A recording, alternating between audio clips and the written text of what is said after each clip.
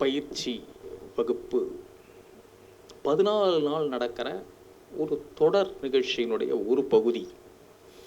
இது ஒரு மிகப்பெரிய முன்னெடுப்பு. தமிழ்நாட்டில் இதுக்கு முன்னாடி எனக்கு நினைவு தெரிஞ்சு எப்பவும் அரசு சார்ந்து இந்த மாதிரியான ஒரு முன்னெடுப்புகள் நிகழ்ந்ததில்லை. இப்போ சில வருடங்களாக இது நடக்குது. தொடர்ச்சியாக 14 நாள் கோடைகால பயிற்சி முகாம் எழுத்து சார்ந்து வாசிப்பு சார்ந்து நடக்கிறதுங்கிறது ரொம்ப பெரிய விஷயம். சென்னை மாவட்ட நூலக ஆணைக்குழு அதனுடைய தலைவர் மனுஷபுத்திரன், அவருக்கு உதவி செய்யும் அதிகாரிகள், அரசு அனைவரும் நமது நன்றிக்குரியவர்கள், வாழ்த்துக்குரியவர்கள். லீவ் விட்டா ஜாலியாக சினிமாவுக்கு போகலாம், ஊரை சுற்றலாம் இல்லையா? ஓடிடியில் ஏதாவது பார்க்கலாம், வெப் சீரிஸ் பார்க்கலாம், வேறு ஏதாவது செய்யலாம், மாலுக்கு போகலாம், எவ்வளவோ பண்ணலாம். ஒரு திங்கட்கிழமை காலையில் 10:30 மணிக்கு 50-60 பேருக்கு மேலே ஸ்டூடெண்ட்ஸ் இங்கே வந்து உட்கார்ந்துருக்கீங்கன்னா இது மிக முக்கியமான ஒரு தருணம்.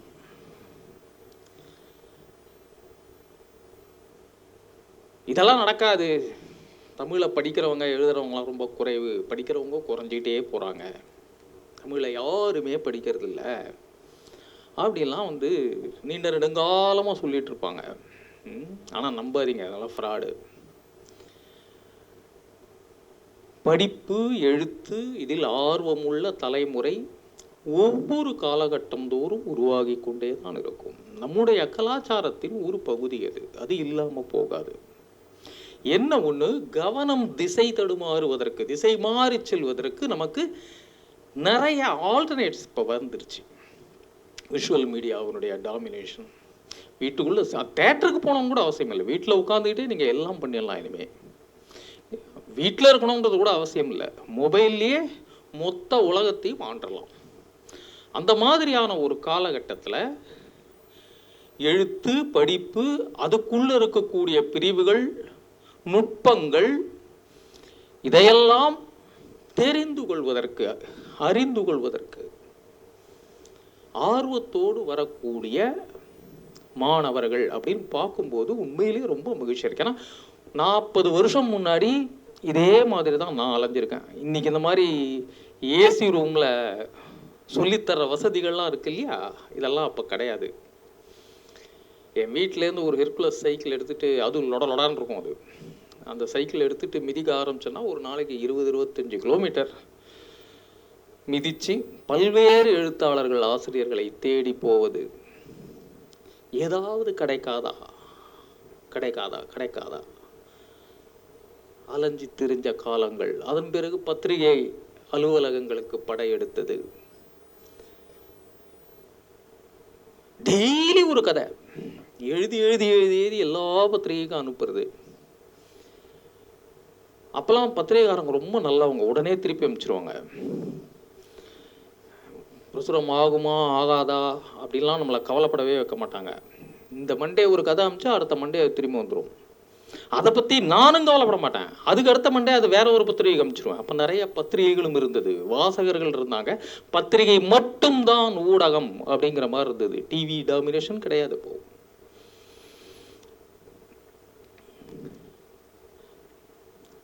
அந்த காலகட்டத்தில் இருந்து இன்னைக்கு இந்த நிகழ்ச்சி வரை எல்லாமே மாறி இருக்கு, எல்லாமே வளர்ந்துருக்கு. அடிப்படையான விஷயங்கள் அப்படியே தான் இருக்கு. கற்றுக்கொள்வதில் இருக்கக்கூடிய ஆர்வம். இத்தனை யங்ஸ்டர்ஸை பார்க்கும்போது 40 வருஷம் முன்னாடி நான் என்ன பார்க்குற மாதிரி தான் இருக்கு, அப்படியே திரும்ப பார்க்குற மாதிரி இருக்கு. ரொம்ப மகிழ்ச்சியா இருக்கு. எனிவே, இன்றைய சப்ஜெக்ட் உரைநடை. உரைநடையின் அடிப்படை இலக்கணங்கள் அப்படின்னு எனக்கு தலைப்பு கொடுத்துருக்காங்க. இந்த இலக்கணம்ன்ற வார்த்தையை பார்த்தெல்லாம் பூச்சாடி காட்டுறாங்கன்னு நினச்சிக்காதீங்க, அதெல்லாம் கிடையாது. இது வந்து நீங்கள் ஸ்கூலில் படிக்கிற தமிழ் இலக்கணம் மாதிரிலாம் பயமுறுத்தாது உங்களை, சரியா? ரொம்ப சிம்பிளான சப்ஜெக்ட் தான் இது. ஒரு கதையோடு ஆரம்பிக்கலாம் நம்ம.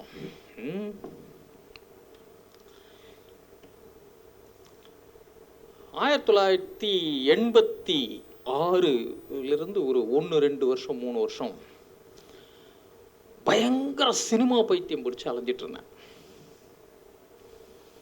பைத்தியம்னா கொஞ்சம் நஞ்ச பைத்தியம் கிடையாது. டே அண்ட் நைட் அதே நினப்பாக இருக்கும். ராத்திரி படுத்தாலும் அதே ஞாபகமாக இருக்கும். தூக்கத்துலேயும் சினிமா தான் வரும். கண்ணு முழிச்சாலும் அதே தான் இருக்கும். அடுத்த ஆஸ்கர் அவார்டு அப்படின்னு ஒன்று வழங்கப்படும் போது அது ஒரு இந்தியனுக்கு தமிழனுக்காகத்தான் இருக்கும். அநேகமாக அது எனக்காகத்தான் இருக்கும் அப்படின்னு ஒரு தடவையும் நினச்சிப்பேன்.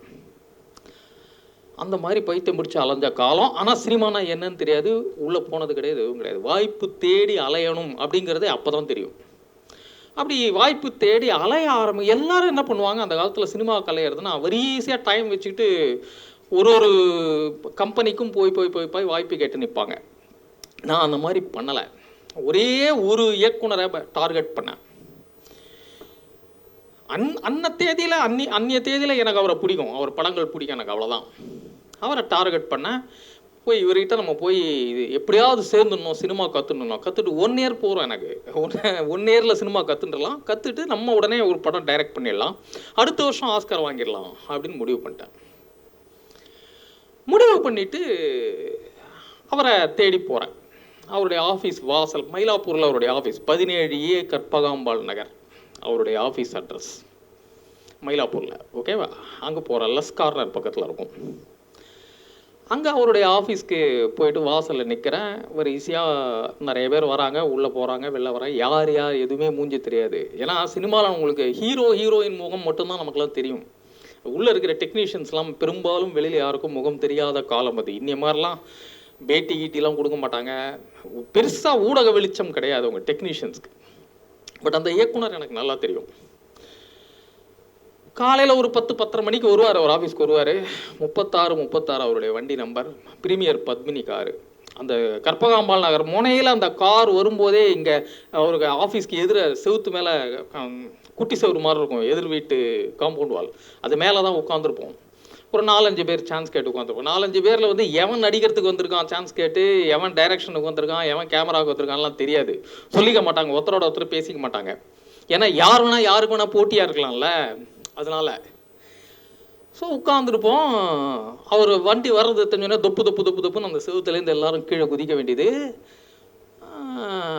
வரும்போது குடுன்னு எதிர போய் நின்று செக்யூரிட்டி கார்டு மாதிரி சார் சல்யூட் அப்படின்னு சொல்லிட்டு எல்லாருமே அப்படி நிற்பாங்க. அவர் தலையாடிட்டு உள்ளே போயிடுவார். ஒரு 4 நாள் இந்த மாதிரி பார்த்ததும் ரொம்ப போர் அடிச்சிருச்சு எனக்கு. இந்த மாதிரிலாம் பண்ணி இந்த ஜென்மத்தில் நம்ம ஆஸ்கார் வாங்க முடியாதுடா, இதுக்கு வேறு ஏதாவது வழி பண்ணணும் அப்படின்னு சொல்லிட்டு ஒன் ஃபைன் டே என்ன பண்ணேன், அந்த மாதிரிலாம் குட்டி செவத்தில் உட்காராமல் நேராக அந்த ஆஃபீஸில் வேலை பார்க்குற மாதிரி குடுன்னு உள்ளே போயிட்டேன். அது பெரிய ஆஃபீஸ் பில்டிங்லாம் இல்லை, வீடு மாதிரி தான் இருக்கும். அது கொஞ்சம் பெரிய சைஸ் வீடு மாதிரி இருக்கும். அது நேராக உள்ளே போயிட்டேன். இப்போ அவர் உள்ளே வரும்போது நான் உள்ளே இருந்து அவருக்கு வணக்கம் சொல்கிறேன், ஸ்டாஃப் மாதிரி. இவன் யாரா, இவன் எங்கேயுமே பார்க்கல, இவனை ஃபஸ்ட் டைம் பார்க்குறோமே அப்படிங்கிற மாதிரி அவர் பார்க்குறாரு. அப்போ நான் வந்து என்னுடைய விருப்பத்தை அவர்கிட்ட சொல்கிறேன், சார் நான் உங்ககிட்ட சேர்ந்து சினிமா கற்றுக்கணும் சார்,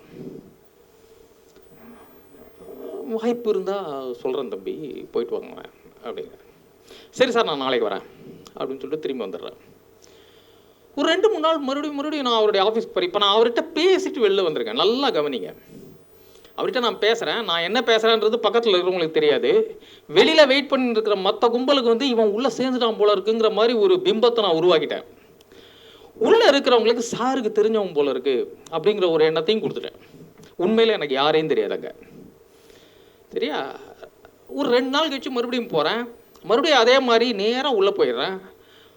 முதல் நாள் பார்த்துட்டேன் இல்லையா, அதனால் எல்லாரையும் ஹாய் ஹாய் ஹாய் வணக்கம் எல்லாருக்கும் வணக்கம் சொல்லிட வேண்டியது. உள்ள போய் தெரிஞ்சவங்க மாதிரியே இப்படி ஒரு 4 நாள் பண்ணதை ஒருத்தன் கண்டுபிடிச்சிட்டான். அவன் பேர் வந்து தீனதயாளன்னு பேர். அவனை என்ன மாதிரி சான்ஸ் தேடி வந்துட்டு இருந்தவங்க. என்ன ஒரே வித்தியாசம்னா, நான் வீட்டிலேருந்து கிளம்பி வரும்போது சைக்கிள் மிதிச்சுட்டு வந்து எப்படி வேர்த்து கொட்ட நிற்பேன். அவன் வந்து மயிலாப்பூரில் தான் அவனுக்கு வீடு. அவன் கர்ச்சீஃபில் பான்ஸ் பவுடர் போட்டு எடுத்துன்னு வருவான். எப்போவுமே பவுடர் போட்டு அந்த காலத்து நடிகை சரோஜாதேவி மாதிரி இருப்பான், நல்லா தலதலான்னு இருப்பான். ஸோ அவன் வந்து கண்டுபிடிச்சிட்டான். ஒரு நாள் கேட்டான் என்ன, நீயும் வாய்ப்பு தேடி தானே வந்திருக்க? ஆமாங்களா, நானும் அதுக்கு தான் வந்திருக்கேன். உனக்கு என்ன தெரியும், என்ன படிச்சிருக்க? உனக்கு என்ன தெரியும், நீ என்ன படிச்சிருக்க? இப்படி அறிமுகமாகி நண்பனா, முன்ன பின்ன தெரியாத ஒரு இடத்துல தெரியாத சூழ்நிலையில் நண்பனா.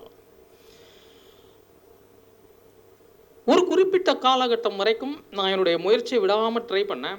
அவருக்கு நல்லா என்ன தெரிஞ்சுது, நான் நல்லா பேசுகிறேன் அப்படின்னு யாராக இருந்தாலும் மரியாதை கொடுத்து பேசுவார். மூஞ்சில் அடித்த மாதிரிலாம் நடந்துக்க மாட்டார். ரொம்ப கௌரவமாக கண்ணியமாக நடந்துக்கக்கூடிய ஒரு மனிதர். அவருடைய அலுவலகத்தில் வேலை பார்த்துட்டு இருந்தால் மற்றவங்களும் கொஞ்சம் கொஞ்சமாக பழக்கமாக ஆரம்பித்தான். அவங்களாம் இன்னுமே க்ளோஸாக பழக ஆரம்பித்தாங்க. அதில் இன்றைக்கி இயக்குனராக இருக்கக்கூடிய பல பேர் என்னுடைய நண்பர்களாகவும் இருக்காங்க. ஓகே, இதெல்லாம் நடந்ததுங்க. ஒரு குறிப்பிட்ட காலகட்டம் வரைக்கும் போராடி பார்த்தேன். அந்த மனுஷன் சேர்த்துக்கிற மாதிரி தெரில. ரொம்ப கடுப்பாயிட்டேன். ஒரு நாள் ரொம்ப ஒரு மாதிரி உணர்ச்சி வசப்பட்டு அவர் படத்தில் வர டைலாக்ஸ் மாதிரியே அவரை வந்து ரொம்ப அதிகமாக என்றைக்கா ஒரு நாள் நீங்கள் நிமிர்ந்து பார்க்குற அளவுக்கு நான் வருவேன் அந்த மாதிரிலாம். அந்த காலத்தில் ஒரு 18-19 வயசு பையனுக்கு என்ன தோணுமோ அந்த மாதிரிலாம் பேசிட்டு லூஸ் தனமாக வந்துட்டேன். என்ன பண்ண அப்படின்னா, நம் தகுதியை நாம் வளர்த்து கொள்ள வேண்டும்ங்கிற ஒரு விஷயம் அந்த ஆஃபீஸில் இருக்கும்போது எனக்கு தெரிஞ்சது. அவருடைய முதன்மை உதவியாளர் வயசானவர் தான். அவர் பேர் அனந்தூன்னு பேர். ஒருபோதும் கையில் புத்தகம் இல்லாமல் அவரை நான் பார்த்ததே கிடையாது. எப்பவும் ஏதாவது ஒன்று படிச்சுட்டு இருப்பார். பட் அவர் படிக்கிற எந்த புத்தகமும் நான் அதுக்கு முன்னாடி கேள்விப்படாததாகவே இருக்கும், பார்க்காததாகவே இருக்கும். ஸோ என்னுடைய படிப்பறிவுங்கிறது சம்மந்தமில்லாத படு பாதாளத்தில் இருக்குங்கிறது தெரிஞ்சு போச்சு. So I started reading.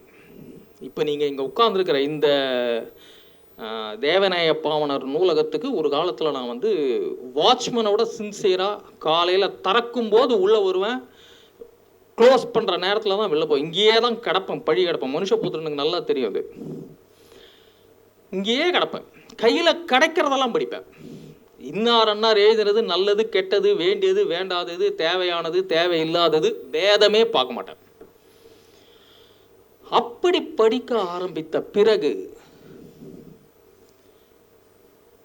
எனக்கு கிடைத்த முதல் பரிசு என்னன்னா, இந்த சினிமா ஆசையை உற்று நீ உருப்பட மாட்ட அப்படிங்கிற ஞானம். இதை யாரும் சொல்லித்தரல எனக்கு. என் படிப்பு எனக்கு கொடுத்தது. உருப்படணும்னா இதை உற்று அப்படின்னு தோணிட்டு. தென் ஐ ஸ்டார்டட் ரைட்டிங். முதல் பாகம் இங்கே முற்றும். ரெண்டாம் பாகம் 1992 டிசம்பர் 6 நான் கல்கியில் வேலைக்கு சேர்றேன். என்னுடைய கதை ஒன்றை படிச்சுட்டு நீ நல்லா எழுதுற அப்படின்னு கூப்பிட்டு உடனே வேலை கொடுத்து கல்கியில் என்ன உதவி ஆசிரியராக ட்ரெயினியாக சேர்த்துக்கிறாங்க. கொஞ்ச நாள் போகிறேன், கொஞ்சம் கொஞ்சமாக டெவலப் ஆகிறேன், நிறையா கற்றுக்கிறேன், கற்றுத்தராங்க. அங்கே வாங்கின சம்பளங்கிறது வந்து எப்படின்னா ஸ்டைஃபண்ட் மாதிரி, கற்றும் கொடுத்து சம்பளமும் எவன் கொடுப்பான்? அன்றைக்கி அதெல்லாம் பண்ண ஆட்கள் இருந்தாங்க, இன்றைக்கி அப்படிலாம் கிடையாது. நல்லா ஓரளவுக்கு நல்லா வந்துட்டேன். கல்கியில் நிறைய எழுத ஆரம்பித்தேன். சிறுகதைகள் வந்தது, குட்டி குட்டி தொடர் கதையெல்லாம் எழுதினேன், சினிமா விமர்சனங்கள்லாம் எழுதுவேன், எல்லாம் பண்ணி நடந்ததுங்க. இப்போ அந்த இயக்குனர் ஒரு டெலிஃபிலிம் எடுக்கிறார். அந்த டெலிஃபிலிமை பார்க்கறதுக்கு கல்கியினுடைய ஆஸ்தான சினிமா விமர்சகன்ற முறையில் எனக்கு அழைப்பு வருது.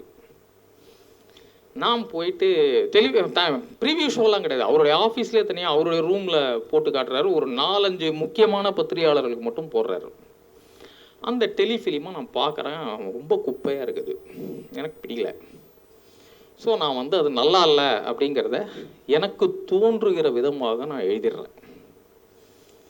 என்னுடைய கருத்தை எனக்கு பிடித்த இயக்குனங்கிறதுக்காக நான் மாற்றிக்கல, எதுவும் பண்ணல. நல்லா இல்லைன்றத நல்லா இல்லைன்னு எழுதிட்டேன். அப்போ அவர் கூப்பிட்டார். அப்படி ஏற இறங்க பார்த்தாரு. அவருக்கும் எல்லாம் ஞாபகம் வரும் இல்லை, அவர் ஆஃபீஸில் போய் படையெடுத்து நின்று வந்தாரா நானும். ஸோ நானும் அவர் அப்படி ஏற இறங்க பார்க்குறேன். வளர்ந்துட்டார் அப்படின்னாரு.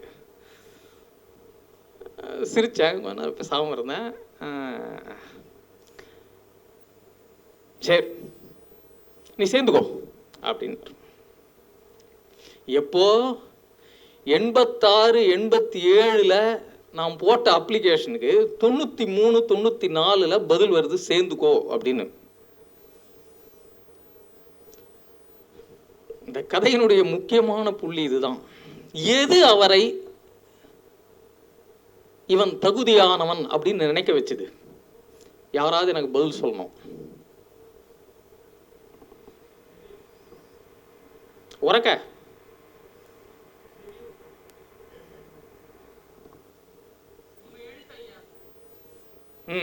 அது பொதுவான பதில்.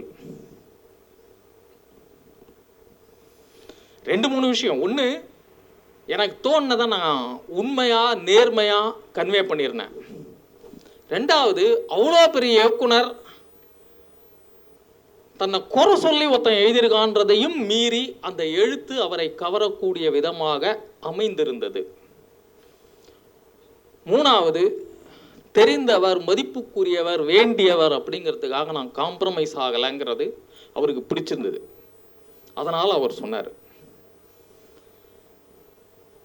அந்த செகண்ட் நான் முடிவு பண்ணியிருந்தேன்னா நான் சினிமாக்காரன் ஆயிருக்கலாம், ஒன்று ஜெயிச்சிருக்கலாம், அல்லது வேற ஏதாவது ஆயிருக்கலாம், எனக்கு தெரியாது.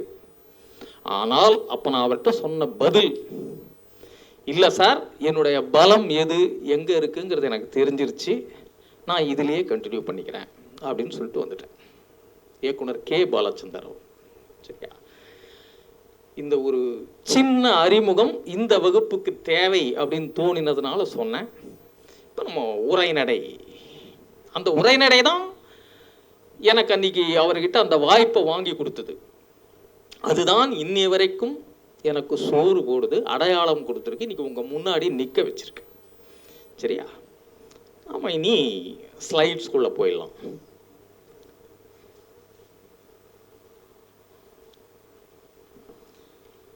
இங்கே நீங்கள் பார்க்குறீங்க இல்லையா, எளிய பதங்கள், எளிய நடை, எளிதில் அறிந்து கொள்ளக்கூடிய சந்தம், பொதுஜனங்கள் விரும்பும் மெட்டு. இது ஆக்சுவலாக தன்னுடைய கவிதைக்கு இலக்கணமாக பாரதியார் சொல்லியிருக்கிறதுங்க. இது என்ன, உரைநடைக்கு இதுக்கு சம்மந்தம் இல்லை. அவர் கவிதைக்கு இலக்கணமாக பாரதியார் சொல்லியிருக்கிறது தான் இது. அவருடைய பாஞ்சாலி சபதம் அப்படிங்கிற காப்பியத்தினுடைய முன்னுரையில் அவர் இதை சொல்லுவார். எளிய பதங்கள் அப்படின்னா என்ன? சிம்பிள் வேர்ட்ஸ், அவ்வளோதான். எளிய நடை அப்படின்னா என்ன? கன்ஃபியூஸ் பண்ணக்கூடாது, குழப்பக்கூடாது, சுற்றி வளைக்கக்கூடாது, நேராக மனசில் தோன்றதை சின்ன சின்ன சென்டென்ஸில் சொல்லிடணும். எளிதில் அறிந்து கொள்ளக்கூடிய சந்தம், இதை நம்ம சாய்ஸில் விட்டுடலாம். இந்த சந்தம்ன்றது போயட்ரிக்கான ஒரு சமாச்சாரம். பிற்காலத்தில் உங்களுக்கு உரைநடைக்கும் சந்தம் உண்டு. அது வளர்ந்த பிறகு, ஓரளவுக்கு எழுதி பழகின பிறகு கற்றுக்கொள்ள வேண்டிய விஷயம். ஆரம்பத்தில் அது தேவையில்லை. பொது ஜனங்கள் விரும்பும் மெட்டு, ஜனங்களுக்கு பிடிக்கணும். நாம் எழுதுவது மக்களுக்கு, படிப்பவர்களுக்கு பிடிக்க வேண்டும். சரியா? பாட்டுக்காக பாரதியார் சொன்ன இந்த கிராமர், இந்த 3வது லைனை கட் பண்ணிட்டா ப்ரோஸுக்கு உதவும். Next slide. நல்ல உரைநடை அப்படின்னா அதுக்கு 4 பாடம். It's very simple. கவிதை மாதிரி புரிவதற்கு, கவிதை மாதிரின்னு ஆரம்பிச்சுன்னு மனுஷபுத்திரன் வர்றாரு. வணக்கம். கிளாஸுக்கு லேட்டாக வந்திருக்கீங்க தெரியும். நல்ல உரைநடைக்கு 4 பாடம். இந்த 4 குட்டி குட்டி விஷயங்களை மனசில் வச்சுக்கிட்டா நாம் எழுதுறது மிக நிச்சயமாக படிப்பவர்களுக்கு பிடிக்கும். இந்த 4 என்னன்றதை பார்ப்போம். எளிய சொற்கள், இது ஆல்ரெடி பாரதியார் சொல்லிட்டாரு. சரியா? நம்ம பிட்டு தான் அடிக்க போகிறோம். எளிய சொற்கள், சிறிய சொற்றொடர்கள். இங்கே தான் பெரும்பாலானவர்கள் தப்பு பண்ணுவாங்க. கேட்கறதுக்கு பார்க்கறதுக்கு இது ஈஸி மாதிரி இருக்கும். சின்ன சென்டென்ஸ் அப்படின்னா என்ன? இப்போ உங்களுக்கு பசிக்குது, வீட்டில் உங்கள் அம்மாட்ட அதை கன்வே பண்ண போறீங்க, என்ன சொல்லுவீங்க? சாப்பிட ஏதாச்சும் வேணும். வேற வேற யாராவது? சோறு இருக்கா? 2. வேற? பசிக்குது 1. வேற?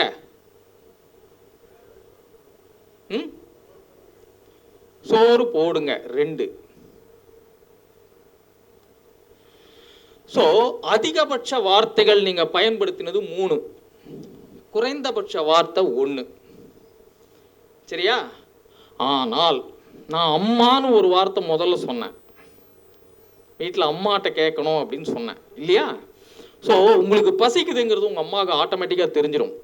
So there is no need for a word. எதில் போய் நின்னீங்கனாலே உங்களுக்கு பசிக்குதுன்னு மூஞ்சை பார்த்து சொல்லிடுவாங்க.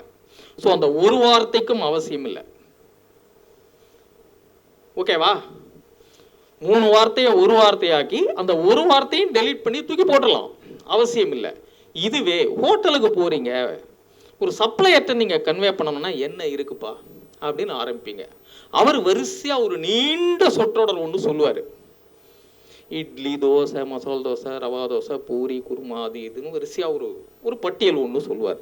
அதிலிருந்து எதுவுமே புரியாது உங்களுக்கு. நீங்கள் எதுக்கு முதல்ல ஒரு பிளேட் இட்லி கொண்டான்னு சொல்லுவீங்க. அதுக்கு ஒரு 10 நிமிஷம் கழிச்சு வரும், அப்போவே பாதி பசி போயிடும் இல்லையா? ஸோ ஒரு சாதாரண விஷயம் பசி கன்வே பண்ணுற இடத்துக்கு ஏற்றாற் போல சொற்களின் தேவை அமைகிறது. ஒரு கல்யாண பந்தியில் சாப்பிட உட்காடுறீங்க, அங்கேயும் நீங்கள் எதுவும் பேச வேணாம், இலையில அவன் பாட்டுக்கு போட்டு போயிட்டே இருப்பான். ஏதாவது வேணும்னா கூப்பிட்டு கேட்கணும். ஹோட்டல் தான் வேற மாதிரி, வீடுன்னா வேற மாதிரி இல்லையா? இடத்துக்கு ஏற்ப சொற்களின் அளவு கூடும் குறையும். ஆனால் நீங்க கன்வே பண்றது கரெக்டா போய் சேரணும்னா எவ்வளவுக்கு எவ்வளவு சுருக்கமாக பயன்படுத்துகிறீர்களோ அவ்வளவுக்கு அவ்வளவு நேர்த்தியாக போய் சேரும். இது அடிப்படை இலக்கணம். சரியா? தெளிவாக புரிவது. அதே சாப்பாட்டு மேட்டரை எடுத்துங்க. நைட்டு 7 மணிக்கு சாப்பிட்டேன், 12 மணி வரைக்கும் உட்காந்து படிச்சிருக்கேன், அதுக்கப்புறம் சரியா தூக்கமே வரல. 4 மணிக்கு கரண்ட் போயிடுச்சு, 6:30 மணி வரைக்கும் கரண்ட் இல்லை, படுத்து உருண்டு புரண்டதில் தலையெல்லாம் வலிக்குது, உடம்பெல்லாம் வலிக்குது. காலைல எழுந்து காப்பியாவது குடிச்சிருக்கணும், அதுக்கும் வழி இல்லை. அது இல்லை, இது இல்லை, எல்லாம் சொல்லி மணி இன்னும் 8ஆவது, நான் கிளம்பணும், டைம் ஆகுது. ஏன்டா புலம்புற, என்ன வேணும் உனக்கு?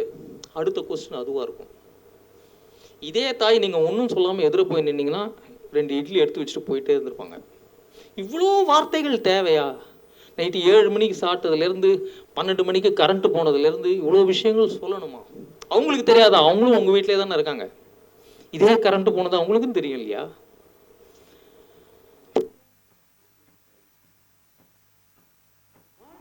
எப்படி இதுக்கு உதவாம போகுதோ இந்த சொற்கள், அதே மாதிரி தான் எழுத்துலையும் உதவாமல் போகும். நீண்ட சொற்றொடர்கள் உரைநடையில் தவிர்க்கப்பட்டே தீர வேண்டும். அப்படி பண்ணால் புரியறது ஈஸியா இருக்கும். இந்த தெளிவா புரியுதா இல்லையா நாம சொல்றது, ஏதோ ஒன்று எழுதுறீங்க, அது தெளிவா புரியுதா இல்லையா அப்படிங்கிறத நீங்களே டெஸ்ட் பண்ணி பார்த்துக்கிறதுக்கு ஒரு எளிய வழி இருக்கு. என்னன்னா, ஏதாவது ஒரு பேராகிராஃப் எழுதினீங்கன்னா வாயை திறந்து சொல்லுங்க. ஏன்னா உலகின் மிகச்சிறந்த நீதிபதி உங்க காது தான். வாயை திறந்து நீங்க ஒரு விஷயத்தை சொல்லி பார்த்தீங்கன்னா அது தெளிவா இருக்கா இல்லையான்றது உங்களுக்கு தெரிஞ்சிடும். தப்பு இருக்கா இல்லையாங்கிறத அது காட்டி கொடுத்துரும். சரியா? எதையும் சொல்லி பார்த்து எழுதுவதுங்கிறது ஸ்கூல்ல டீச்சர்ஸ் சொல்லுவாங்க, சொல்லிக்கிட்டே எழுது. கேட்டிருக்கீங்களா? சின்ன வகுப்புகளில் இது நடக்கும். நம்ம அன்னைக்கு அதை பொருட்படுத்தவே மாட்டோம். டீச்சர்ஸ் சொன்னதுல 2 விஷயத்தை நம்ம சின்சியரா அவாய்ட் பண்ணியிருப்போம். அந்த 2ம் இன்னைக்கு தேவைப்படும். மிகச்சிறந்த உரைநடைக்கு தேவையான 2 பாடங்களை அதை சொல்லாம டீச்சர் சொல்லி கொடுத்துருப்பாங்க. நாம கண்டிப்பா அதுல பல்ப் வாங்கியிருப்போம், செஞ்சிருக்க மாட்டோம். ஆனால் இந்த கட்டத்தில் அது தேவைப்படும். 1 சொல்லிக்கிட்டே எழுதுறது. என்னுடைய மாணவர்கள் அத்தனை பேருக்கும் நான் சொல்றது தான்.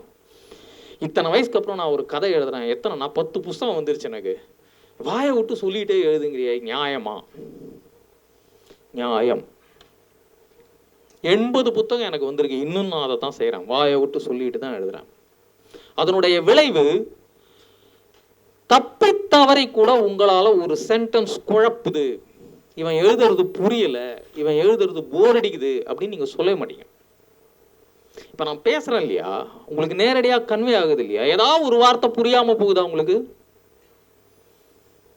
ரொம்ப கஷ்டமான ஒரு சொல் பயன்படுத்திட்டீங்க, இதை நாங்கள் கேள்விப்பட்டதே இல்லை அப்படின்னு நீங்கள் சொல்ல முடியாது. ஏன்? ஏன்னா நான் வாயை திறந்து பேசுகிறேன், நீங்கள் காதால் கேட்குறீங்க. உங்கள் காது ஒரு சிறந்த நீதிபதி. பொருத்தமற்ற அர்த்தமற்ற நீண்ட சொற்களை அது உள்ள அனுமதிக்கவே அனுமதிக்காது. என்னவோ சரியா இல்லையான்னு உடனே உங்களுக்கு இங்கே அலாரம் அடிக்கும். ஸோ எளிய சொற்கள், சிறிய சொற்றொடர்கள் தெளிவாக புரிகிறதா, இதை பரீட்சை பண்ணி பார்க்கறதுக்கு வாயை விட்டு சொல்லிட்டு எழுதுங்க. 4வது ஆணித்தரமாக பதிவது. இது கொஞ்சம் தனி சப்ஜெக்ட், இதை தனியாக பார்ப்போம். இந்த முதல் 3 புரிஞ்சிருச்சு இல்லையா? 4வது நான் இப்போ சொல்றேன். Next slide.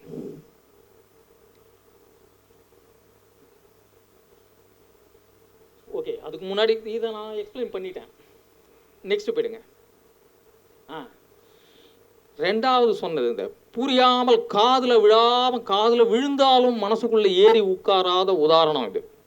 ஃபேஸ்புக்கில் ரீசண்டாக கொஞ்சம் வருஷமாக பர்த்டே விஷஸ் போடுறவங்கெல்லாம் இந்த மாதிரி பண்ணுறானுங்க. இது எப்படின்னா, ரஷ்யன் ஜிம்னாஸ்டிக்ஸ் பார்ப்பீங்களா, விதவிதமாக உடம்பை முறுக்கி அந்த பொண்ணுங்க பண்ணுறதெல்லாம் பார்த்தா பயமாக இருக்கும். எங்கே எது நொறுங்கி விழப்போகுதுன்னே தெரியாது. ஆனால் அவங்க நல்லா ரப்பர் மாதிரி வளைச்சி நெளிச்சு எழுந்திரிச்சு ஓடிடுவாங்க கடைசியில்.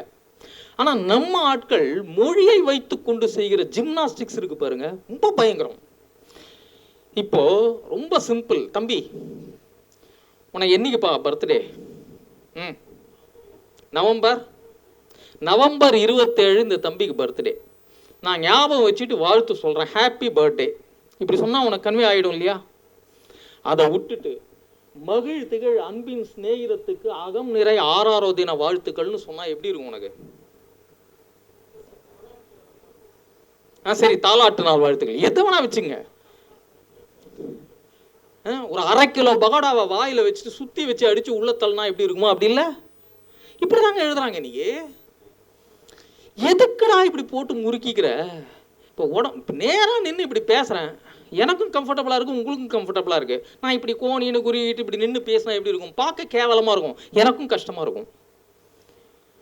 மொழியை மனிதர்களைப் போல கையாள வேண்டும். ஏன்னா ஒரு புக் அப்படிங்கிறது ஒரு ப்ராடக்ட் அல்ல. எந்த புத்தகமாக வேணா இருக்கட்டும், எந்த மொழியை சேர்ந்த புத்தகமாக வேணாலும் இருக்கட்டும், நீங்கள் எப்போ படிப்பீங்க யோசிச்சு பாருங்க. உங்கள் பக்கத்தில் யாராவது பேசுறதுக்கு இல்லைன்னா தான் நீங்கள் படிப்பீங்க. ஆஃபீஸில் இருக்கும்போதோ, ஸ்கூலில் இருக்கும்போதோ, வீட்டில் இருக்கும்போதோ, 4 பேருக்கு நடுவில் இருக்கும்போதோ ஒரு புக்கை திறந்து வச்சு நீங்கள் படிச்சுட்டு இருப்பீங்களா? இல்லை படிக்க தான் விட்டுருவாங்களா இந்த சமூகம்? விடாது. யாரும் இல்லைன்னா நிம்மதியாக ஒரு 4 பக்கம் படிப்பீங்க இல்லையா? இதுக்கு என்ன அர்த்தம்? புத்தகம் மனிதர்களை ரீப்ளேஸ் செய்கிறது. புரியுதா உங்களுக்கு? மனிதர்களை ரீப்ளேஸ் செய்கிறது அப்படின்னா அதுவும் மனிதனை போலத்தான் இருக்கணும். எனக்கு போர் அடிக்குது அப்படின்னு சொல்லிட்டு ஒரு கரடி அல்லது ஒரு காண்டாமிருகத்தோட விளையாடுவோமானமோ? மாட்டோம். நம் சம வயது தோழர்களோடு விளையாடுவோம் இல்லையா? அந்த மாதிரி மனிதர்களை ரீப்ளேஸ் செய்யும் புத்தகம் மனிதனை போலவே தான் வடிவமைக்கப்பட்டிருக்க வேண்டும். அந்த நேர்த்தி இருக்கணும். கண்ணுன்னா கண் இடத்துல இருக்கணும், மூக்கு இருக்கிற இடத்துல இருக்கணும், காது இருக்கிற இடத்துல இருக்கணும். ஃபார் அ சேஞ்ச் வித்தியாசமா ஒன்று பண்ணுவோம்னு சொல்லிட்டு மூக்கை தூக்கி இங்கே வச்சா எப்படி இருக்கும்? டிஃப்ரெண்ட்டாக பண்ணி பார்க்கறது தானே. மூக்கை தூக்கி நெத்தில வை, காதை தூக்கி கழுத்தில் மாட்டு, 2 கையை கட் பண்ணி இங்கே தலையில வை. காமெடியாக போயிடும் இல்லையா? ரசிக்க மாட்டோம். இப்போ சிரிப்போம், அப்போ ரசிக்க முடியாது, அதன் கூட வாழ முடியாது. ஸோ இந்த மாதிரி ஜிம்னாஸ்டிக்ஸ் எல்லாம் எழுத்தில் பண்ணக்கூடாது. நேரடியாக பிறந்த நாள் ஒருத்தர் சொல்லணும் ஹாப்பி பர்த்டேடான்னு சொல்லிட்டு போயிட்டே இருங்க. அது கொடுக்கக்கூடிய மகிழ்ச்சி, அது கொடுக்கக்கூடிய நிறைவை இந்த மகிழ்வுகள் அன்பின் சிநேகிதம்லாம் கொடுக்காது. நெக்ஸ்ட், நல்ல உரைநடை எப்படி இருக்கும்? சிஸ்டர் படிங்கம்மா, இதை உங்கள் திறமையை காட்டுங்க, நிதானமாக படிக்கணும். துப்பாக்கியின் குதிரை அழுத்தப்பட எரிச்சல் கொண்டு. ஒரு நிமிஷம் எல்லாருக்கும் கேக்குதா அவங்க படிக்கிறது? கொஞ்சம் உரக்க படிங்கம்மா. துப்பாக்கியின் குதிரை அழுத்தப்பட எரிச்சல் கொண்டு உஸ் சத்தத்தோடு தோட்ட வெளியே பாய்ந்தது. ஜன்னல் வழியாக எட்டி பார்த்து கொண்டிருந்த மனிதன் சத்தம் எழுப்பாமல் கவிழ்ந்து விழுந்தான். சிறிது நேரம் கழித்து மீண்டும் துப்பாக்கியின் குதிரை அழுத்தப்பட்டது. இரண்டாவது தோட்டா கோபத்தில் உருமிக் கொண்டே வெளியேறியது. தண்ணீர் சுமந்து கொண்டிருந்தவன் போட்டிருந்த ஆட்டுத்தோல் கிழிந்தது. அவன் கவிழ்ந்து விழ அவனின் ரத்தம் தண்ணீரோடு கலந்து தெருவில் ஒரு குட்டையை உருவாக்கியது. துப்பாக்கியின் குதிரை மூன்றாவது முறையாக அழுத்தப்பட்டது. தோட்டா குறி தவறிப்போய் ஒரு மண் சுவரில் புதைந்து கொண்டது. நான்காவது ஒரு வயதான பெண்மணியை பின்புறமாக தாக்கியது. அவர் கத்துவதற்கு கூட நேரமில்லாமல் கீழே விழுந்தார். ஐந்தாவதும் ஆறாவதும் வீணாக்கப்பட்டது. யாரும் கொல்லப்படவில்லை, யாரும் காயப்படவில்லை. குறி பார்த்தவன் ஏமாற்றத்தோடு காணப்பட்டான். திடீரென்று அவனின் கண்கள் தெருவில் ஒரு குழந்தை ஓடி வருவதை பார்த்தது. அவன் தன்னுடைய துப்பாக்கியை உயர்த்தி அந்த குழந்தையை குறி பார்த்தான். நீ என்ன செய்து கொண்டிருக்கிறாய்? உடனிருந்தவன் கேட்டான். ஏன், உன் துப்பாக்கியில் தோட்டாக்கள் இல்லை. இதுல ஏதாவது ஒரு வார்த்தை உங்களுக்கு புரியாம இருக்கா? 2 பேரு டெரரிஸ்ட். அவன் எந்த மதம்லாம் சொல்லலை. 2 பேர் டெரரிஸ்ட்டு. ஒருத்தன் சுட்டுக்கிட்டே வரான். முதல்ல ஒருத்தன் சாகிறான், அப்புறம் ஒரு கிழவி சாகிறாங்க, அப்புறம் ஏதோ ஒரு வியாபாரி சாகிறான். கையில் இருக்கிற துப்பாக்கியில் 6 குண்டு இருக்குது. 6ல் 4 குண்டு யூஸ் பண்ணுறான், 2 குண்டு வேஸ்ட்டாக போகுது. இது எல்லாம் முடிஞ்சதுக்கப்புறம் ஒரு குழந்தை வீட்டை விட்டு வெளில வருது. துப்பாக்கி எடுத்து அந்த குழந்தையை நோக்கி குறி பார்க்குறான். இவ்வளோதானே? இதில் ஏதாவது ஒரு சொல் புரியாமல் இருக்கா? எல்லா சொல்லும் புரியுதா? அப்படியே ஸ்லைடில் கொஞ்சம் பின்னாடி போங்க. முன்னாடி பின்னாடி. எதை சிந்திக்கிறோமோ அது நேரடியா நம்ம சிந்திக்கக்கூடிய மொழியிலேயே அவர் எழுதியிருக்காரா? பேசக்கூடிய மொழியிலேயே இருக்கா? இலக்கண சுத்தமாக எழுதப்பட்டிருக்கு. இன்னும் ஒரு ஸ்லைட் முன்னாடி போங்க.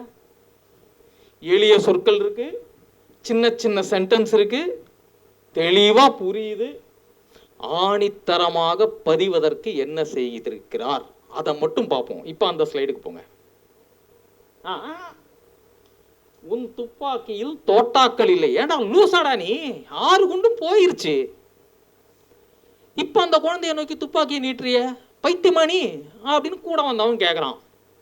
இன்னும் ஒரு வரி எழுதினா இந்த கதை முடிஞ்சு போச்சு. மொத்தமே 10 வரியில் எழுதப்பட்ட கதை. ஒரு வரியில கதை முடிய போகுது. அந்த ஒரு வரி என்னவா இருக்கும் சொல்லுங்க பார்ப்போம். நீங்கெல்லாம் நாளைக்கு பெரிய எழுத்தாளராக போறீங்க. அதனால இப்ப யோசிக்க ஆரம்பிச்சிருங்க. இந்த கதையினுடைய இன்னும் ஒரு வரி எழுதினா இந்த கதை முடிஞ்சு போச்சு. அந்த ஒரு வரி என்ன? நீங்க தமிழ் சினிமா டைரக்டர் ஆயிடுவீங்கம்மா. நான் கதை எழுதுறதை பத்தி மட்டும்தான் சொல்லுவேன். சரி, நானே சொல்லிடுறேன். நெக்ஸ்ட் ஸ்லைட் போயிடுங்க. வாயை மூடு. அந்த குழந்தைக்கு அது எப்படி தெரியும்? டே, உன் துப்பாக்கியில தோட்டா இல்லடான்னு இவன் சொல்றான். வாயை மூடு. அந்த குழந்தைக்கு அது எப்படி தெரியும்னு கேட்கிறான். மத வெறி, கொலை வெறி, தீவிரம், கண்மூடித்தனம், காட்டு மிராண்டித்தனம் ஒரு சமூகத்தை எப்படி நாசமாக்குகிறது. மொத்த தேசத்தினுடைய சரித்திரம் அந்த ஒரு லைன்ல வந்து உட்காருதுங்க. இன்னைய வரைக்கும் நம்ம அதை தான் பார்த்துக்கிட்டு இருக்கோம். இந்தியா பாகிஸ்தான் பிரிவினையின் போது நடந்த கலவரத்தை ஒட்டி எழுதப்பட்ட பல கதைகள், சதத் ஹசன் மண்டோனுடைய பல கதைகள் உண்டு. அதுல ஒரு கதை இது. 10 வரியில சொல்லப்பட்ட கதை. 1948 எங்க இருக்கு, 2025 எங்க இருக்கு? நேற்று பஹல்காம்ல நடந்தது இதானே இல்லையா? எல்லா காலத்துக்கும் எல்லா தலைமுறைக்கும் எந்த மொழியில இந்த 10 லைன் நீங்க டிரான்ஸ்லேட் பண்ணலாம். இந்த வார்த்தைக்கு என்ன அர்த்தம்னு எவனும் கேட்க மாட்டான். ஈஸியா டிரான்ஸ்லேட் பண்ணலாம். கூகுள் டிரான்ஸ்லேட்டரை தப்பு பண்ணாதுங்க. உலகத்திலே அதிகம் தப்பு பண்ணக்கூடிய கருவி எதுன்னா கூகுள் டிரான்ஸ்லேட்டர். அதுவே பக்காவா டிரான்ஸ்லேட் பண்ணி கொடுத்துரும். இது அவ்வளவு குழந்தைக்கு எழுதுற மாதிரி எழுதியிருக்கான் இந்த ஆளு. உலக புகழ்பெற்ற எழுத்தாளர் சதத் ஹசன் மண்டோ. முடிந்தா அவருடைய புத்தகத்தை வாங்கி படிச்சு பாருங்க. அவருடைய சிறுகதைகள் மொத்த தொகுப்பு கிடைக்குது. ஆணித்தரமாக சொல்வது என்றால் என்னன்னா, உக்கரமா பேசி ஒரு புரட்சிகரமா ஒரு விஷயத்தை வைக்கிறது, ஆணி அடிக்கிற மாதிரி அடிக்கிறது அப்படிலாம் நினைச்சுக்காதீங்க. நாம் சொல்லக்கூடிய விஷயம் எக்காலத்துக்கும் பொதுவானதாக, எல்லா தலைமுறையினருக்கும் புரியக்கூடியதாக, என்றும் நிலைத்து நிற்பதாக சொல்ல வரும் விஷயத்தை மிக தெளிவாக சொல்லக்கூடியதாக இருப்பது. ஒரே வரி 4 வார்த்தையில முடிக்கிறார் அவர். வாயை மூடு, அந்த குழந்தைக்கு என்ன தெரியும்? இந்த ஒரு வரிய நம்ம இப்ப 5 நிமிஷம் பேசியிருக்கோம் இல்லையா? உட்கார்ந்தா ஒரு ஃபுல் டே பேசலாம். இந்தியாவும் பாகிஸ்தானும் இதைத்தான் 77 வருஷமாவும் பேசிட்டு இருக்கு. உண்டா இல்லையா? நெக்ஸ்ட், அடுத்த பாடம் பாணித்தரமா எழுதுறத பத்தி நம்ம பார்த்தோம். எளிமையாக, சுருக்கமாக, தெளிவாக இதெல்லாம் பார்த்தோம் இல்லையா? இதுக்கு நேரெதிரா ஒரு கும்பல் உண்டு, எழுத்து தீவிரவாத கும்பல். அவங்க என்ன பண்ணுவாங்க? முறுக்கு பிழிவாங்க எழுத்துல. சரி, ஸ்வீட்டா பிழியலாம்னா ஜாங்கிரி பிழிவாங்க, ஜிலேபி பிழிவாங்க, ஏதோ ஒன்ன பிழியணும். கதாசிரியர்கள், கட்டுரை ஆசிரியர்கள் மட்டும் இல்லை, விளம்பரத்துல கூட இது நடக்குது. இது அந்த மாதிரியான ஒரு விளம்பரம் தான். படிமா இந்த விளம்பரத்தை.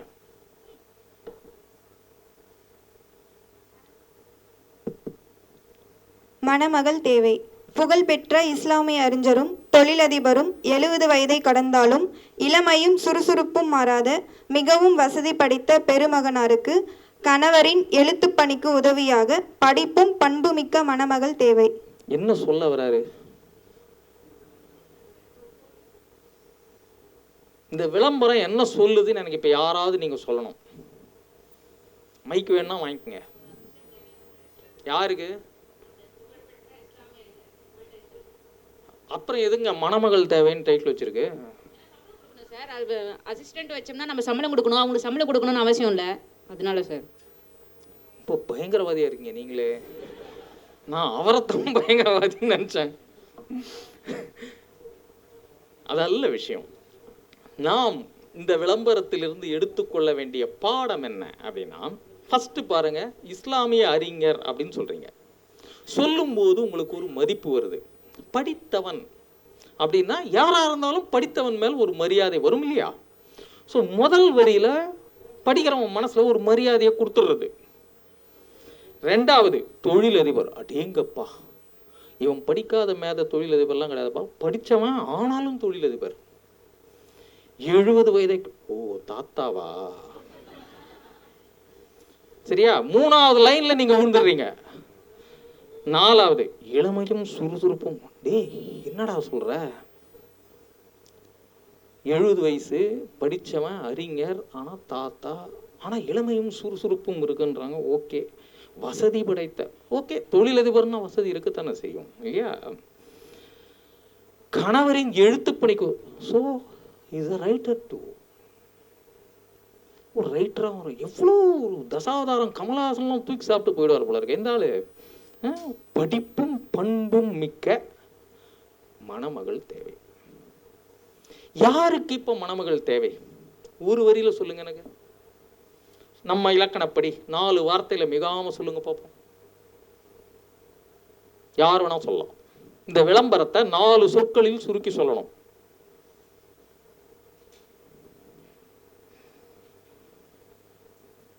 அடுத்த ஸ்லைட் போங்க. 70 வயதை கடந்த பணக்காரருக்கு மணமகள் தேவை. எழுத்துப்பணிக்கு உதவியாக இருப்பது அவசியம். இப்படி 2 சென்டென்ஸா அதை உடைச்சிடணும். 70 வயசுக்காரரை ஏன் கட்டிக்கணும்னு அந்த பொண்ணு நினைச்சதுன்னா, அவர் பணக்காரன், நாளைக்கு மண்டையை போட்டுருவான், அத்தனை காசும் உனக்கு தாண்டி அப்படிங்கிறத கன்வே பண்ணிடணும். First thing. 2வது, சும்மா நீ கல்யாணம் பண்ணிட்டு போய் இருக்க முடியாது, உனக்கு எழுத படிக்க தெரிஞ்சிருக்கணும். அந்த ஆள் ரைட்டர் வேற, அவன் சொல்றதை நீ எழுத வேண்டியிருக்கும். யாரு கண்டா நாளை பின்ன தஸ்தாவஸ்கி மாதிரி அவன் ஏதாவது உலக சாதனை பண்ணி தொலைச்சிட்டான்னா, ஒரு 2 சென்டிமீட்டர் விளம்பரத்துக்குள் இவ்வளவு பேசுவதற்கு விஷயம் வைக்கக்கூடாது. பளிச்சுன்னு சொல்லுங்க. குமுதத்துல முதல் ஆசிரியர் SAP அண்ணாமலை அப்படின்னு இருந்தார். அநேகமா உங்க காலத்துக்குலாம் ரொம்ப முற்காலம், நீங்க கேள்விப்பட்டிருக்க மாட்டீங்க. SAP அண்ணாமலை குமுதம் பத்திரிகையினுடைய ஆசிரியர். 5 லட்சம் காப்பிக்கு மேல குமுதத்தை விற்க வைத்த மிகப்பெரிய சாதனையாளர். சரியா? குமுதத்தினுடைய கேரக்டர் வேற, எஸ்ஏபியினுடைய கேரக்டர் வேற. அவர் பெரும் படிப்பாளி, பெரும் பண்டிதர், அறிவாளி, அது வேற, அதை விட்டுருங்க. எழுத்துக்கு 3 வார்த்தையில அவர் ஒரு இலக்கணம் சொல்றார். பளிச்சென்ற ஆரம்பம், சுவாரஸ்யமான வளர்ச்சி, திடுக்கென்ற முடிவு. இதுல இந்த லாஸ்ட் மட்டும் குமுதத்தினுடைய ஃபார்முலா. அதை நம்ம அப்படியே எடுத்துக்கணுன்ற அவசியம் கிடையாது. குமுதத்துல ஒரு கதை வரணும்னா அது எப்படி இருக்கணும் அப்படின்னா, பளிச்சென்ற ஆரம்பம், சுவாரஸ்யமான வளர்ச்சி, திடுக்கென்ற முடிவு, இப்படி இருக்கணும் எழுதினா அப்படின்னு அவர் சொல்லியிருக்காரு. இப்போ நம்ம முதல்ல இந்த ஸ்லைடில் ஃபர்ஸ்ட் என்ன பார்த்தோம்? பாரதியார் சொல்றார் இல்லையா, எழுத்துக்கான இலக்கணம் எளிமையா இருக்கணும், எளிய பதம், எளிய சந்தம், பொதுஜனங்கள் விரும்பும் மெட்டு. இந்த மாதிரி வகைப்படுத்தி கொண்டு நமக்குள்ள நம் எழுதுவது தெளிவாகவும் தீர்க்கமாகவும் ஆணித்தரமாகவும் இருக்க வேண்டும் அப்படிங்கிற ஒரு தீர்மானம் வந்துருச்சுன்னா அதை நோக்கி ஆட்டோமேட்டிக்கா நீங்களே போயிடுவீங்க. அடுத்த ஸ்லைட். உரைநடை எழுதுறதுனுடைய அடிப்படை ரொம்ப எளிமையானது. உண்மையை எழுதணும். உண்மையை அழுத்தமாக எழுத வேண்டும். உண்மையை ஆதாரத்தோடு எழுத வேண்டும். கதை கட்டுரை ஏதானாலும் இதான் first rule and only rule. உண்மை மட்டும்தான் எழுத்துக்கு அடிப்படை. உங்களை யாருக்காவது குழப்பம் வரலாம். உண்மை அப்படின்னு சொல்ற, கதை கட்டுரை ரெண்டுத்துக்கும் அதுதான் சொல்ற, இது எப்படி பொருந்தும்? கதை அப்படின்னாலே உங்களுக்கு இம்மிடியேட்டா வரக்கூடிய மனக்காட்சி என்னவா இருக்குன்னு பார்த்தீங்கன்னா, இப்படி பேனாவை இப்படி வச்சுக்கிட்டு இப்படி போஸ் கொடுக்குற எழுத்தாளர்கள் நிறைய பார்த்துருப்பீங்க நீங்க இல்லையா? எங்கேயோ பார்த்து சிந்தித்து அந்தர வெளியிலிருந்து ஒரு விஷயத்தை தூக்கி எடுத்து எழுதி கொடுக்கறதுங்கிற மாதிரி ஒரு பிம்பம் இருக்குமானா அதை அப்படியே டெலீட் பண்ணுங்க. அப்படி எழுதினா கதை இல்லை, சிரிச்சிரும் உலகம். முழுக்க முழுக்க கற்பனையில் நீங்கள் எழுதக்கூடிய எதுவானாலும் உடனடியாக போட்டு மிதிக்கப்படும். சரிங்க, ஒரு போர்க்களங்க, ஒரு நாடு, நாட்டுக்குள்ள உள்நாட்டு சண்டை பயங்கர கொதிநிலையில் இருக்கு, லட்சக்கணக்கில் மக்கள் செத்து போறாங்க, போராளிகள் அரசுக்கு எதிராக தீவிரமாக போராடிக்கிட்டு இருக்காங்க, உயிர் போய்கிட்டே இருக்கு, ரத்தம் வெள்ளம் பெருக்கெடுத்து ஓடிக்கொண்டே இருக்கிறது, ஒரு நாட்டின் நிம்மதி இல்லாமல் போய் பல காலம் ஆகிவிட்டது. அப்படிப்பட்ட சூழ்நிலையில் இன்னொரு நாட்டிலேருந்து ஒருத்தர் போறாரு அந்த நாட்டுக்கு. அந்த நாட்டு நிலைமையை பார்க்கறதுக்காக படாத பாடுபட்டு காடு மேடெல்லாம் கடந்து மழையில கொற்ற மழையில பள்ளத்தாக்கில் விழுந்து புரண்டு எழுந்து அலைஞ்சு திரிஞ்சு கடைசியில் அந்த போராளி இயக்க தலைவரை போய் பார்க்குறாருங்க. என்ன தம்பி நல்லா இருக்குங்களா, வாங்க உட்காருங்க சாப்பிடுங்க அப்படின்னு சொல்லிட்டு 2 இட்லி எடுத்து கொடுக்குறாரு. உடச்சி பார்த்தா உள்ள கறி அப்படின்னு சொன்னா எப்படி இருக்கு உங்களுக்கு? ஏன் சிரிக்கிறீங்க? ஏன் சிரிச்சிங்க இப்போ சொல்லுங்க? சொல்லி முடிக்கிறதுக்கு முன்னாடியே உங்களுக்கு சிரிப்பு வருது இல்லையா? உண்மையற்ற எதுவுமே அப்படித்தான் ஆகும், உடனடியாக சிரிக்க வைக்கும். உங்க மனசு சொல்லும் எதை ஏற்பது எதை நிராகரிப்பதுங்கிறத உங்க மனசு காட்டி கொடுக்கும். அது போய் சொல்லாது, வாய் தான் போய் சொல்லும், மனசு போய் சொல்லாது. உண்மை உங்களுக்கு தெரியும், இதுதான் உண்மையாக இருக்க வேண்டும், இதுதான் யதார்த்தமாக இருக்க வேண்டும், இதுதான் நியாயமாக இருக்க வேண்டும். நம்ம மனசு ஒருபோதும் தவறாக சிந்திக்க சொல்லி தராது. அது எல்லாமே வெளியிலிருந்து வரும். சரியா? சோ உண்மை உண்மை உண்மை திரும்ப திரும்ப திரும்ப கதையானாலும் சரி கட்டுரையானாலும் சரி உண்மை மட்டும்தான் அடிப்படை. உண்மையற்றவை எடுபடாது போகும், வாழாது, பெயரை கெடுக்கும், அவமானப்படுத்தும், சிறுமைப்படுத்தும். ஸோ கையில பேனாவை வச்சு நீங்க எழுத ஆரம்பிக்கிறீங்கன்னா அது உண்மையானதாக இருக்கு. உங்களுக்கு நேர்தான். உங்க வாழ்க்கையை விட உங்களுக்கு ஒரு மிகப்பெரிய புதையல் ஒன்றும் கிடையாதுங்க. போலீஸ் டிபார்ட்மெண்ட்ல சொல்லுவாங்க, ஒருத்தன் கைரேகை மாதிரி இன்னொருத்தன் கைரேகை இருக்காதுன்னு. அதே மாதிரி தான் ஒவ்வொரு வாழ்க்கையும்.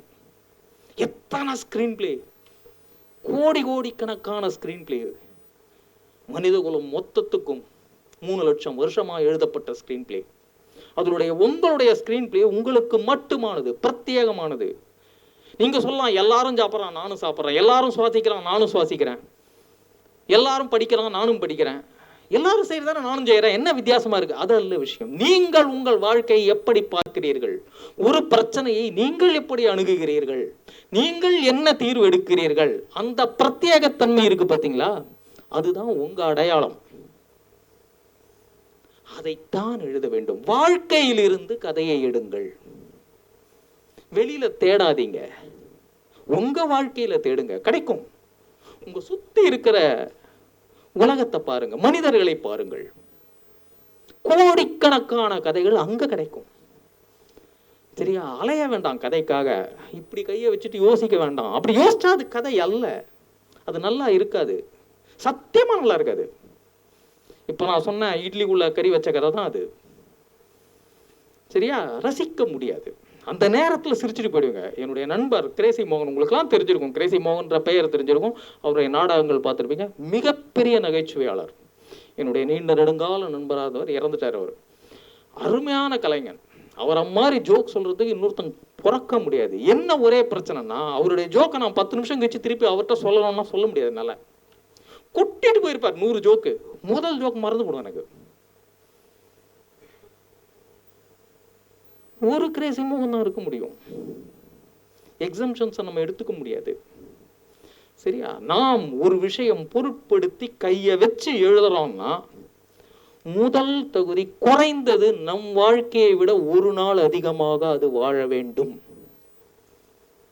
நான் சொல்றது புரியுதா உங்களுக்கு? கையை வச்சு நீங்க ஒண்ணு எழுதுறீங்கன்னா, உங்க வாழ்க்கையை விட ஒரு நாள் அதிகமாக அது வாழ வேண்டும்.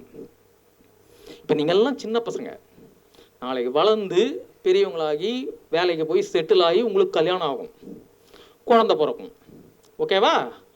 உங்க குழந்தை விஷயத்துல நீங்க அதைத்தானே எதிர்பார்ப்பீங்க. நம்மளை விட நம்ம வாரிசுகள் நல்லா இருக்கணும், நம்மளை விட நம்ம தலைமுறை வசதியா இருக்கணும், நம்மளை விட நாம பட்ட கஷ்டங்கள் நம் தலைமுறை படக்கூடாது நினைப்போம் இல்லையா?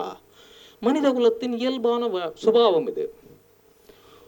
உங்கள் குழந்தையின் மீது நீங்கள் கொள்ளக்கூடிய அக்கறை, கவனம் உங்கள் எழுத்தின் மீது உங்களுக்கு இருக்க வேண்டும். சரி, நெக்ஸ்ட். உண்மையின் மீது சிறிது கற்பனை கலந்தால் கதை. உண்மையை மட்டுமே எழுதினா அது எப்படி? கதைக்கும் கட்டுரைக்கும் என்ன வித்தியாசம்? ரெண்டுத்துக்கும் உண்மைதான் பேஸ்னு சொல்லிட்டோம் இல்லையா? உண்மையின் மீது சிறிது கற்பனை கலந்தால் அது கதை. எந்த கலப்படமும் இல்லாதிருந்தால் அது கட்டுரை. கதையில நீங்க ஆதாரத்தை ஓப்பனா காட்ட வேண்டிய அவசியம் இல்லை. ஆனால் கட்டுரை எழுதும் போது ஆதாரங்களை சேர்த்து பிரசுரிக்க வேண்டும். கதை எக்காலத்துக்கும் அவசியமானதாக, பொருத்தமானதாக இருப்பது முக்கியம். கட்டுரை எழுதப்படும் காலத்தை பிரதிநிதித்துவப்படுத்த வேண்டும். கதையில் எழுதுபவன் இருப்பான், அதாவது ரைட்டர்னு ஒருத்தன் கதைக்குள்ள இருப்பான். கட்டுரையில எழுதப்படும் பொருள் மட்டும்தான் முக்கியம். நான் 2 விதமாகவும் எழுதுறேன். நாவல்கள் எழுதுவேன், கட்டுரைகள், அரசியல், என்னுடைய ஏரியா சர்வதேச அரசியல் நான் எழுதுவேன். 2 எழுதும் போதும் நிஜமாவே அந்நியனாகவும் அம்பியாகவும் மாறித்தான் எழுதியாகணும். வழியே கிடையாது, வேற வழியே கிடையாது. கட்டுரை எழுதும் போது 3 விஷயம் முக்கியம். நாம சொல்றது கரெக்டா கன்வே ஆகுதா, காம்ப்ரமைஸே கிடையாது, கரெக்டா கன்வே ஆகுதா. 2வது, அப்படி கன்வே பண்ற விஷயத்துக்கு போதுமான ஆதாரங்களை சேர்த்து கொடுக்கறனா. 3வது, போர் அடிக்காம உங்களை நான் படிக்க வைக்கிறேனா.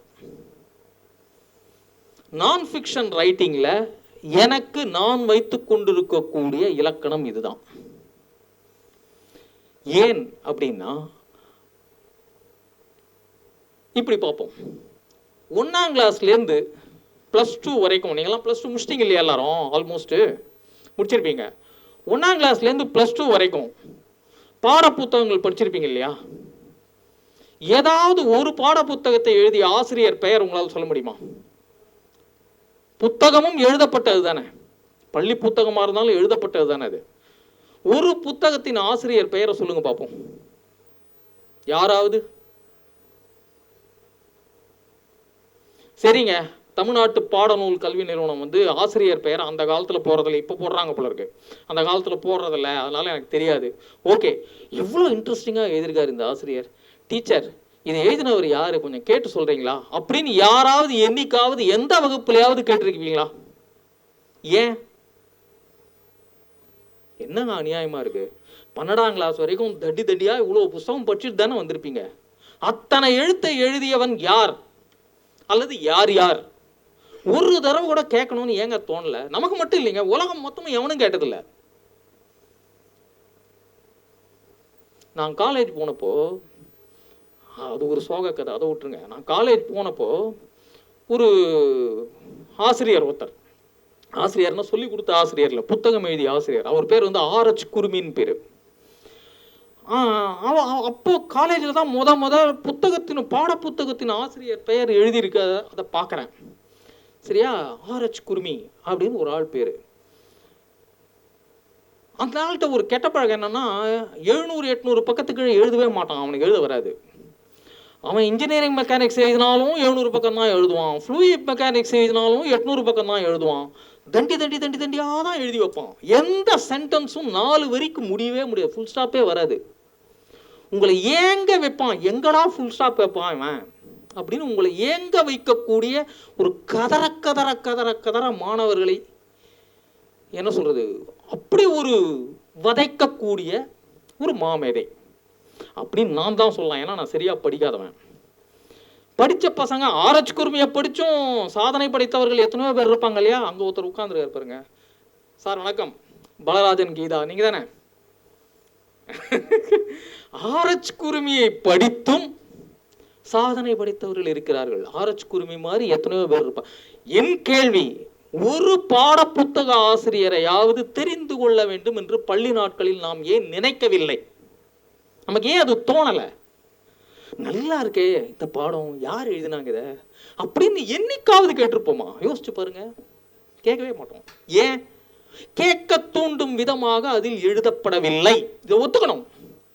சப்ஜெக்டை கன்வே பண்ணா போறோம், சுவாரஸ்யம் இருக்கணும்ன்ற அவசியம் இல்லை. நான் ஒரு சென்டென்ஸ் சொல்றேன், அந்த சென்டென்ஸுக்கு என்ன அர்த்தம் நீங்க சொல்லுங்க, யாராவது சொல்லுங்க. அழகி என்பது நிறத்திலோ, மூக்கு கண்ணாடியிலோ, கழுத்து சுருக்கிலோ, பட்டுடையிலோ, பிற அணிகலன்களோ அமைவதன்று. மூளை, இதயம், நுரையீரல், கல்லீரல் போன்ற பேருறுப்புகள் சிறிய நிலையில் நின்று ஒழுங்கு பெற கடனாற்றலால் நரப்பு கட்டினின்றும் தடைபடா குருதியோட்டத்தினின்றும் முழுக்கும் தசையிடை அரும்போதே அழகாகும். இதை நீங்க படிக்கலாம், யாரும் போய் சொல்ல முடியாது. இது மனப்பாட பகுதி, கண்டிப்பா படிச்சிருப்பீங்க. என்ன அர்த்தம் இதுக்கு?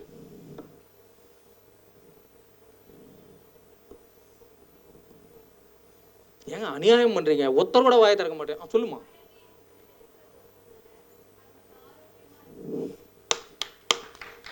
பேர் என்னம்மா? இது யார் எழுதினது ஞாபகம் இருக்கா? இது திருவிகாவனுடைய மனப்பாட பகுதி. நான் இதை படிக்கும் போது நினைச்சேன், வாழ்க்கையில மனப்பாட பகுதி எழுதுறதுக்காகவே பிறந்த ஒரு எழுத்தாளர் இவர் தான்டா அப்படின்னு நினைப்பேன். 8th ஸ்டாண்டர்ட்லயும் படித்தேன், 9th ஸ்டாண்டர்ட்லயும் படித்தேன், 10th ஸ்டாண்டர்ட்லயும் படித்தேன். அன்னைக்கு எனக்கு திருவிகானா ஆகவே ஆகாது, கோபமா வரும். எல்லாமே இவ்வளோ பெரிய சென்டென்ஸ்ல எழுதுறான், இந்த ஆளு மைண்ட்ல நிற்க மாட்டேங்குதே. பின்னாடி ரசிக்க ஆரம்பித்தேன். தமிழ்னா அந்த ஆள் எழுதுறதான்டா தமிழ் அப்படின்னு நினைக்க, அது ஒரு பக்குவம்.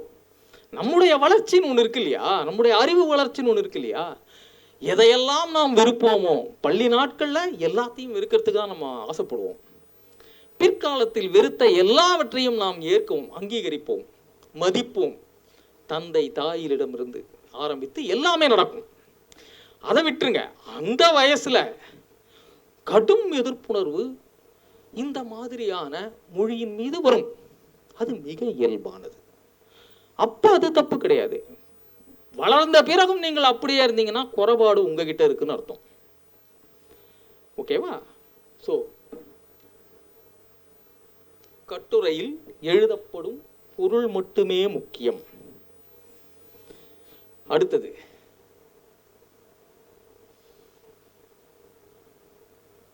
இதை படிக்குமா.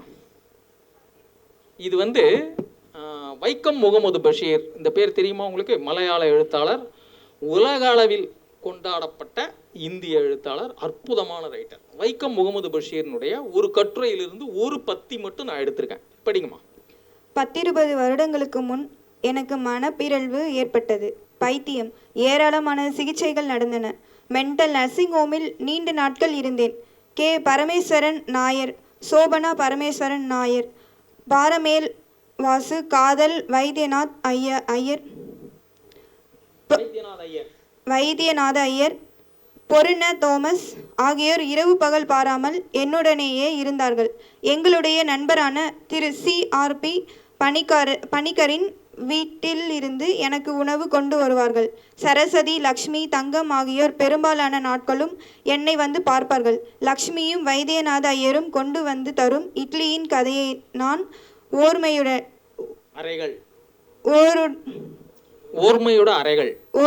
அறைகள் என்னும் புத்தகத்தில் எழுதியிருந்ததாக நினைவு. மனநிலை பிறழ்ந்து ஹாஸ்பிட்டல்ல இருந்த நாள்களை பத்தி பஷீர் சொல்றார்.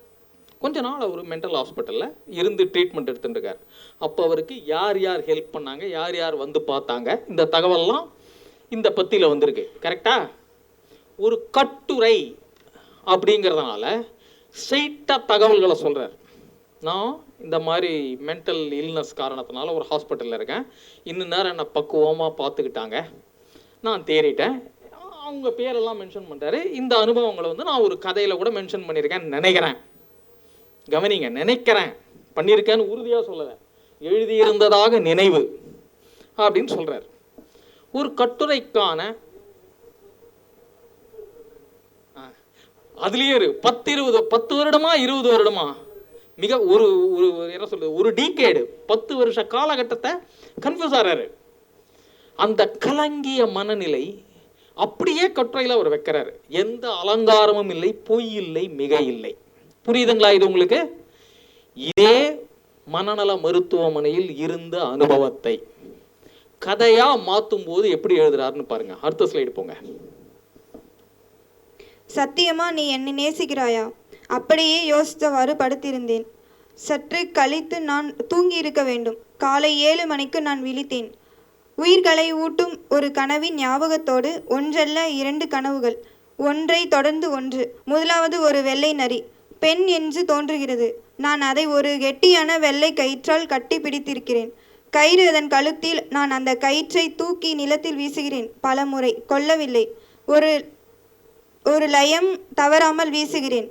அதற்கு அடுத்த கனவு, மிகவும் இளமை தொட்டு என்னிடம் மிகவும் நேசம் காட்டியவளும் என் ஆள் மனசில் நேசம் மலர செய்தவளும் ஆகிய ஒரு பெண், 15 வயது இருக்கும், பேபி. அவள் என்னை ஆவேசத்தோடு கட்டிப்பிடித்து என் உதடுகளில் முத்தமிட்டாள். அந்த ஞாபகங்களோடு நான் விழித்தேன். அப்போது அதற்கு முந்தைய கனவுகளை நினைத்து பார்த்தேன். ஒரு கனவு நிலைக்கு உங்களை கூட்டிட்டு போறாரு. நார்மலா இருக்கக்கூடிய நிலையில் பஷீர் எப்படி எழுதுவாருங்கிறதுக்கு நான் இப்போ உதாரணம் காட்டிட்டு இருக்க முடியாது. நீங்க பஷீர் கதைகளை வாங்கி படித்தால் உங்களுக்கு புரியும்.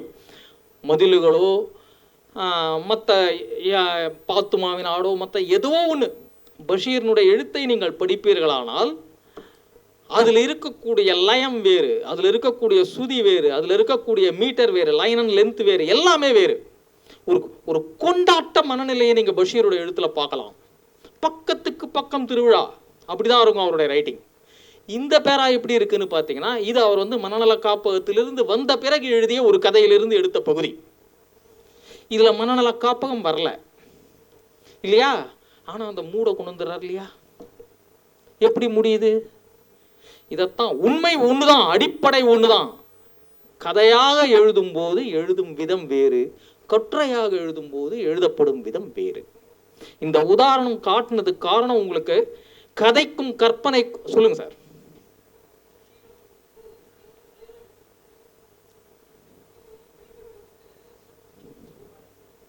பஷீர் சார் அவங்க வந்து மலையாள எழுத்தாளர். இது வந்து மொழிபெயர்க்கப்பட்டது. அதே உயிரோட்டம் வந்து இந்த எழுத்துக்கள்ல இருக்கணும், இன்ச்சு கூட குறையல சார். ஏன்னா நான் வந்து மூலத்திலேருந்து இந்த மொழிபெயர்ப்பு வந்து வையவனுடைய மொழிபெயர்ப்பு, சரியா? முதல் மொழிபெயர்ப்பு வந்து சுகுமாரன்ல, அவர் பேர் என்ன, நாகர்கோவில் கன்னியாகுமரியில் இருக்கார், அவர் பேர் குளச்சல் ஜார்ஜனுடைய மொழிபெயர்ப்பு. இவங்க 2 பேருமே பஷீரை ஆழக்கற்றவர்கள், தமிழில் ஒழுங்காக எழுத தெரிந்தவர்கள், பிழைப்பட வாய்ப்பே இல்லை. பஷீருக்கு ஒரு அதிர்ஷ்டம் என்னன்னா, தமிழ் அவர் கெடுக்கப்பட்டதே இல்லை. எந்த மொழியிலையும் அவரை கெடுக்க முடியாதுங்க. ஏன்னா அந்த ஆள் பேச்சு மொழியில் எழுதுவார். நீங்களும் நானும் பேசுறச்சே எப்படி பேசுவேன், அவருடைய இயல்பு. அவர் கதை கொட்டுற வித்தியாசம் காட்டுறதுக்கு எனக்கு 3 மணி நேரம் ஆச்சு இந்த உதாரணத்தை தேடி எடுக்க. மண்டை காஞ்சிட்டேன். ஏன்னா அவர் கட்டுரை எழுதினாலும் கதை மாதிரி இருக்கும், கதை எழுதினாலும் கட்டுற மாதிரி இருக்கும். அவ்வளோ ஈஸியாக ப்ரெடிக்ட் பண்ணவே முடியாத ஒரு ரைட்டிங் அது. நன்றி சார். அந்த சந்தேகமே உங்களுக்கு வேண்டாம் பஷீர் விஷயத்தில். Next step. இவ்வளவு நேரம் பார்த்த இந்த உரைநடைக்கு என்ன தேவை? நீங்க எழுத போறீங்க நாளைக்கு அப்படின்னா உரைநடைக்கு என்ன தேவை? நம்பகத்தன்மை, கிரெடிபிலிட்டி, தகவல், டேட்டாஸ். எவ்வளவுக்கு அவ்வளவு தகவல்கள் உள்ளே இருக்கிறதோ அவ்வளவுக்கு அவ்வளவு எழுத்து வீரியமடையும். காலத்தெளிவு, இது என்னங்கிறத நான் சொல்றேன். விவரிப்பு, பாத்திரவார்ப்பு, சொற்சிக்கனம், சுய அனுபவம். இதுல சிலதை நம்ம முன்னாடி நடுவில் பார்த்துருக்கோம். நம்பகத்தன்மைனா என்னன்னா, நாம சொல்லக்கூடிய, தட் மீன்ஸ் எழுதக்கூடிய ஒரு விஷயம் படிக்கும்போது எஸ் இது உண்மை அப்படிங்கிற எண்ணம் படிக்கிறவனுக்கு வரணும். சின்ன குழந்தைகள் பார்த்தீங்கன்னா, அம்மா எனக்கு பசிக்குதுன்னு போய் கேட்காது. ரொம்ப சின்ன குழந்தைகள் எனக்கு பசிக்குதா அம்மா அப்படின்னு போய் கேட்கும். ஏன்? வீட்டில் கவனிச்சு பாருங்க. இல்லை நீங்கள் சின்ன வயசுல எப்படி இருந்தீங்கன்னு உங்கள் அம்மாட்ட கேட்டு பாருங்க. அம்மா எனக்கு பசிக்குதா அம்மா அப்படின்னு கேட்கும். ஏன்னா தனக்கு பசிக்கிறதா இல்லையா என்பது தன்னை விட தாய்க்கு தெரியும்ன்றது அந்த குழந்தைக்கு தெரியும். அதனால அது அப்படி கேட்கும். அம்மா எனக்கு பசிக்குதா அம்மா இது கேட்கும். ஏன் பொண்ணு கேட்டிருக்கா, அதை பார்த்ததுல இருந்தா எனக்கு அது தோணித்து. நம்பகத்தன்மை என்பது எப்படி வரும் என்றால், கிரெடிபிலிட்டி உருவாக்குறது ரொம்ப கஷ்டம். நாம் எழுதக்கூடிய ஒவ்வொரு எழுத்திலும் உண்மை மட்டும் இருந்தால் அந்த கிரெடிபிலிட்டி வரும். நீங்க கப்சா விடுறீங்க, கதை விடுறீங்கன்றது தெரிஞ்சிருச்சுன்னா ரீடர் உங்க கிட்ட வர மாட்டான். பல எழுத்தாளர்கள் நிறைய எழுதுவாங்க, நல்லா எழுதுவாங்க, நீண்ட நெடுங்காலமா எழுதிட்டு இருப்பாங்க, சின்சியரா இருப்பாங்க, எல்லாமே இருக்கும். போதிய வாசகர்கள் இல்லாமல் போவார்கள். படிக்க மாட்டேங்கிறாங்க சொல்லிட்டே இருப்பாங்க. ஏன்? எல்லாம் இருந்தும் வாசகன் ஏன் நெருங்கி வரவில்லை என்றால் காரணமே தான். சங்கர் பிரமாதமா படம் எடுப்பாருங்க, சூப்பர் ரூப்பர் ஹிட் அவர் படம் எல்லாமே. ஆனாலும் லாஸ்டா வந்து அவர் படத்தை ஏன் நீங்கெல்லாம் பார்க்கல? ரொம்ப பயங்கரவாதிகளாவே வந்துருக்கீங்க. ஸ்டூடெண்ட்ஸை கூட்டின்னு வரேன்னு சொல்லிட்டு எல்லாம் டெரரிஸ்ட்டை கூட்டின்னு வந்து வச்சிருக்கீங்க. நம்பகத்தன்மை இல்லாமல் போனால் சங்கரா இருந்தாலும் அதான் நிலைமை. ஒரு சப்ஜெக்ட் நம்ம பார்க்குறோம் அல்லது படிக்கிறோம்னா முதல்ல நமக்கு தோணணும், ஆமாங்க இவன் சொல்றது கரெக்டு, இது உண்மைதான், இப்படித்தான் இருக்கணும். ஏதோ ஒரு இடத்துல இது உண்மை, இது நியாயம் அப்படின்னு உங்க மனசு சொல்லணும். நான் முதல்ல சொன்னேன் பார்த்தீங்களா, இங்க இருக்கான் பார்த்தீங்களா, அவன் போய் சொல்ல மாட்டான். நீங்க வாய் என்ன வேணாலும் பேசலாம், ஆனா இவன் போய் சொல்ல மாட்டான். அவனுக்கு தெரியும் இது தேரும் தேராது, இது உருப்படும் உருப்படாது, இது அதுக்கு தெரியும். ஸோ அந்த மனதின் குரலுக்கு மதிப்பு கொடுங்கள். கொடுத்தால் நல்ல ரிசல்ட் வரும். தகவல் செறிவு. இதில் ஒரு சிக்கல் என்னன்னா, நான் ஒரு பத்திரிகை ஒன்று நடத்துகிறேன், medraspapper.com என்னுடைய பத்திரிகை. என்னுடைய எழுத்து வகுப்புகளுக்கு வரக்கூடிய மாணவர்களில் சிறந்த மாணவர்களுக்கு மட்டும்தான் நான் பத்திரிகைக்குள்ளே எழுதுறதுக்கு இடம் கொடுப்பேன். சில பரீட்சைகள் மூலமாக, அதை நான் என்ன மாதிரி பரீட்சை வைக்கிறேன்னு அவங்களுக்கு தெரியாது, சில பரீட்சைகள் மூலமாக நான் ஆட்களை தேர்ந்தெடுப்பேன். என்னன்னா, அப்படி வரக்கூடிய ஸ்டூடெண்ட்ஸுக்கு அவங்களுடைய ரைட்டிங்கில் நான் சில குவாலிட்டிஸ் பார்ப்பேன். சில பேர்கிட்ட வரிக்கு வரி டேட்டா இருக்கும், தகவல்கள் தேடி திரட்டி கஷ்டப்பட்டு அதை கிராஸ் செக் பண்ணி வெரிஃபை பண்ணி எல்லாம் பண்ணி பக்காவாக எழுதுவாங்க. ஆனால் படிக்கவே முடியாது. சில ரைட்டிங்ஸ் தகவல்கள் குறைவாக இருக்கும், ஆனால் சுவாரஸ்யமாக இருக்கும். சரியா? நல்லா தெரியும் இது தகவல் குறைவு, பஜனை தான் பண்ணியிருக்கான் அப்படின்றது தெரியும், ஆனால் படிக்கிறதுக்கு நல்லா இருக்கும். இன்னும் சிலது தகவலே இருக்காது. மாட்டை பற்றி கட்டுரை எழுத சொன்னால் மாட்டை கொண்டு மரத்தில் கட்டிவிட்டு மரத்தை பற்றி கட்டுரை எழுதுவது போல எழுதக்கூடிய மாணவர்களும் இருப்பாங்க. சரியா? இதுல எது அளவுகோல்? நாம் எழுதக்கூடியது, மற்றவங்கள விட்டுருங்க. இப்போ நீங்கள் நாளைக்கு ஒன்று எழுதுறீங்க, ஏதோ ஒன்று, நாளைக்கு ஒரு புத்தகம் எழுதுறீங்க, பத்திரிகைக்கு ஒரு கட்டுரை எழுதுறீங்க, கதை எழுதுறீங்க அப்படின்னா எது போதுமான தகவல் அப்படின்னு உங்களுக்கு எப்படி நீங்கள் முடிவு பண்ணுவீங்கன்னா, ஒரு முழுமையை நாம் கண்டுபிடிப்பது எப்படி? ஒரு சாம்பார் கொதிக்குதுங்க அடுப்பில், கொதிச்சு முடிஞ்சிருச்சா இறக்கிடலாமா சாப்பிட்லாமாங்கிறத கையில் ஒரு சொட்டு விட்டு நாக்கில் வச்சிங்கன்னா தெரிஞ்சிடும். ருசி தெரிஞ்சிடும், மனம் தெரிஞ்சிடும், பதம் தெரிஞ்சிடும், புளி வெந்துருச்சா வேகலையான்றது தெரிஞ்சிடும், உப்பு ஜாஸ்தியா கம்மியான்னு தெரிஞ்சிடும், எல்லாமே ஒரு சொட்டில் தெரிஞ்சிடும். அதை போல எழுத்துக்கும் ஒரு சொட்டு தான். நாம் தேடி திரட்டி எடுக்கக்கூடிய தகவல்களை தொகுத்து ஒரு தடவை வாயை விட்டு சொல்லி பார்க்கணும். எழுதுறதுக்கு முன்னாடி என்ன எழுதினீங்கனாலும் சரி, வாயை விட்டு சொல்லி பார்க்கணும். அப்படி சொல்லி பார்க்கும்போது மிஸ் ஆகுது பார்த்தீங்களா, உங்க மைண்ட்ல இருந்து உதிர்ந்து தனியே விழக்கூடிய தகவல் இருக்கு இல்லையா, அதை மட்டும் தனியா எடுத்து வைங்க. எழுதி முடிச்சப்புறம் அது நிஜமாவே தேவையா இல்லையான்னு பாருங்க, அப்ப தெரிஞ்சிடும் உங்களுக்கு. நான் கடைபிடிக்கும் உத்தி இதுதான். முதல்ல டேட்டாஸை கலெக்ட் பண்ணிடுவேன். நான் ஃபிக்ஷன் எழுதும்போது டேட்டாஸை மொத்தமாக கலெக்ட் பண்ணி வச்சு ஃபுல்லாக படித்து பார்த்து என்னுடைய லாங்குவேஜில் அதை தனியாக நோட்ஸ் எழுதி வச்சுருவேன். பக்கம் பக்கம் பக்கம் பக்கமாக எழுதிடுவேன். இப்போ தகவல்கள் என் மனத்தில் உருத்திரண்டு வந்து விடும். அதன் பிறகு நான் எழுத ஆரம்பிக்கும் போது எதெல்லாம் மிஸ் ஆகுது, நான் கலெக்ட் பண்ணி வச்ச தகவல்களில் எதெல்லாம் மிஸ் ஆகுதுன்றதை பார்ப்பேன். ஒருவேளை என் ஞாபக குறைபாட்டினால் கூட அப்படி நடக்கலாம் இல்லையா, வயசாகுது, அதுவும் நடக்கலாம். அப்படி மிஸ் ஆன தகவல்களை மட்டும் எடுத்து வச்சுக்கிட்டு இது உண்மையிலே தேவையா அல்லது மிஸ் ஆனது நியாயமானது தானா அப்படின்னு கிராஸ் செக் பண்ணா தெரிஞ்சு போயிடும். ஓகேவா? காலத்தெளிவு இது எழுத்து நான் முன்னாடி சொன்ன மாதிரி சொல்லி பார்த்து செய்வதன் மூலமாக தான் வரும். ப்ரெசன்ட் டென்ஸில் ஆரம்பித்து பாஸ்ட் டென்ஸில் போய் ஃபியூச்சர் டென்ஸில் முடிகிற ஆட்கள்லாம் இருக்காங்க நம்ம ஊரில், பயங்கரமான கில்லாடிகள். அப்படிலாம் எழுதக்கூடாது. எந்த டென்ஸில் ஆரம்பிக்கிறோமோ அந்த டென்ஸில் எழுதணும். காலம் மாற்றி மாற்றி மாற்றி மாற்றி எழுதக்கூடியது இப்போ ஃபேஸ்புக்கில் நிறைய பார்க்குறேன், எக்கச்சக்கமாக அப்படி பண்ணுறாங்க. இதுக்கும் நான் சொன்னது தான், ஒரே ஆரம்ப காலத்து கட்டத்திலாவது சொல்லி பார்த்து எழுதுங்கள். காலம் பிறந்து பிறந்து எழுதும்போது படிக்கிறவன் விலகி விலகி போவான். காலத்தெளிவு, துல்லியம் ரொம்ப முக்கியம் எழுத்துல. விவரிப்பு, விவரிப்புனா நேரேஷன். நிறைய பேர் வர்ணனையும் விவரிப்பும் ஒன்றுன்னு நினைப்பாங்க, கிடையாது. இந்த காலகட்டத்தில் வர்ணனைக்கான தேவை இல்லை, எல்லாமே விஷுவலாக நம்ம பார்த்துட்டோம். ஸோ எழுத்தினுடைய வடிவம் மாறி வரக்கூடிய காலமாக இது இருக்கிறது. விவரிப்புனா என்னன்னா, இடங்களை விவரிக்க வேண்டும், நபர்களை விவரிக்க வேண்டும், சம்பவம் நடக்கும் சூழ்நிலையை விவரிக்க வேண்டும். எழுதும்போது இதெல்லாம் ரொம்ப முக்கியம். ஏதை எப்படி பண்றது? Next slide.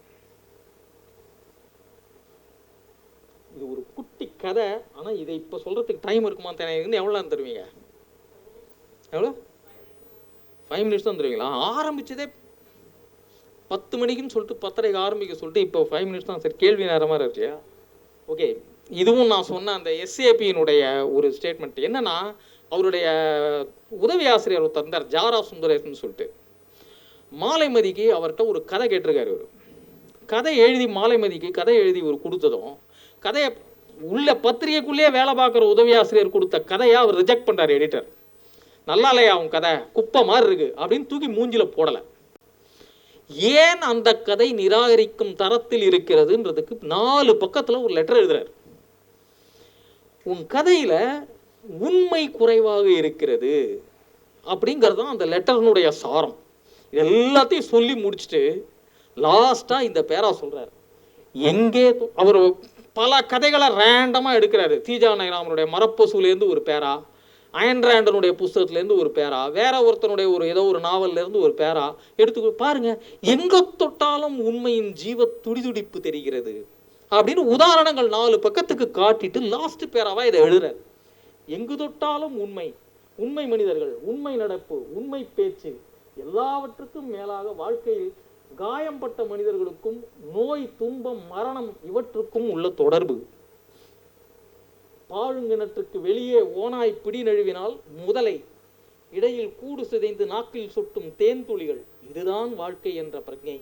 இன்னும் என்னென்னவோ எழுத வேண்டும், அவகாசம் இல்லை, மன்னியுங்கள். நான் கேட்டுக்கொள்வதெல்லாம் தயவு செய்து திரும்ப வாசித்து இதே நிகழ்ச்சிகளை பேனாவில் மைக்கு பதில் கண்ணீரை அடைத்து கொண்டு எழுதுங்கள்.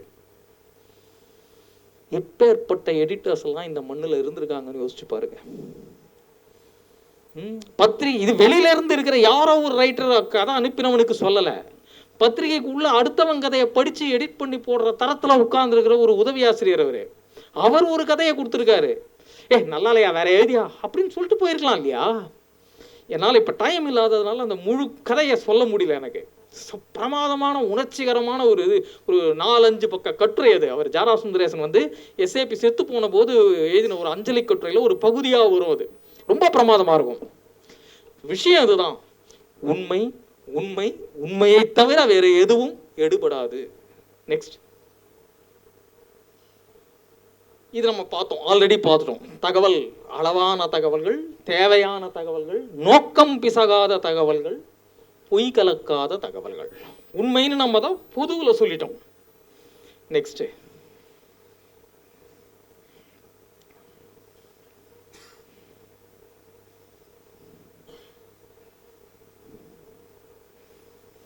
விவரிப்பு.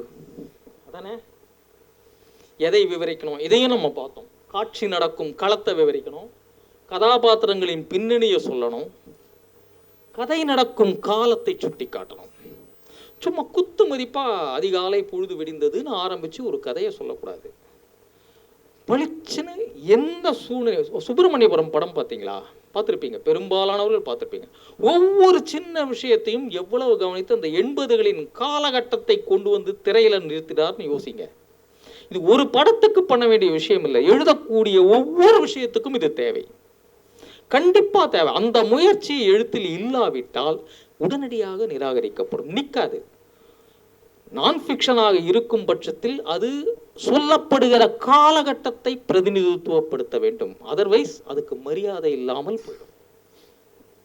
தேவையானதை விவரிக்கணும், தேவையற்றதை கண்டிப்பாக அவாய்ட் பண்ணணும். நெக்ஸ்ட், அடுத்த உதாரணம் போங்க. இந்த விவரிப்பு சொன்ன இல்லையா, அதுக்கு ஒரே ஒரு உதாரணம், நான் 2 எடுத்துட்டு வந்தேன், 1 மட்டும் பார்ப்போம். புதுமை பித்தன் தமது நிலத்தை விற்று காசாக்கிய படிமா, எனக்கு திரும்பி படிச்சா மைக் கேட்க மாட்டேங்குது.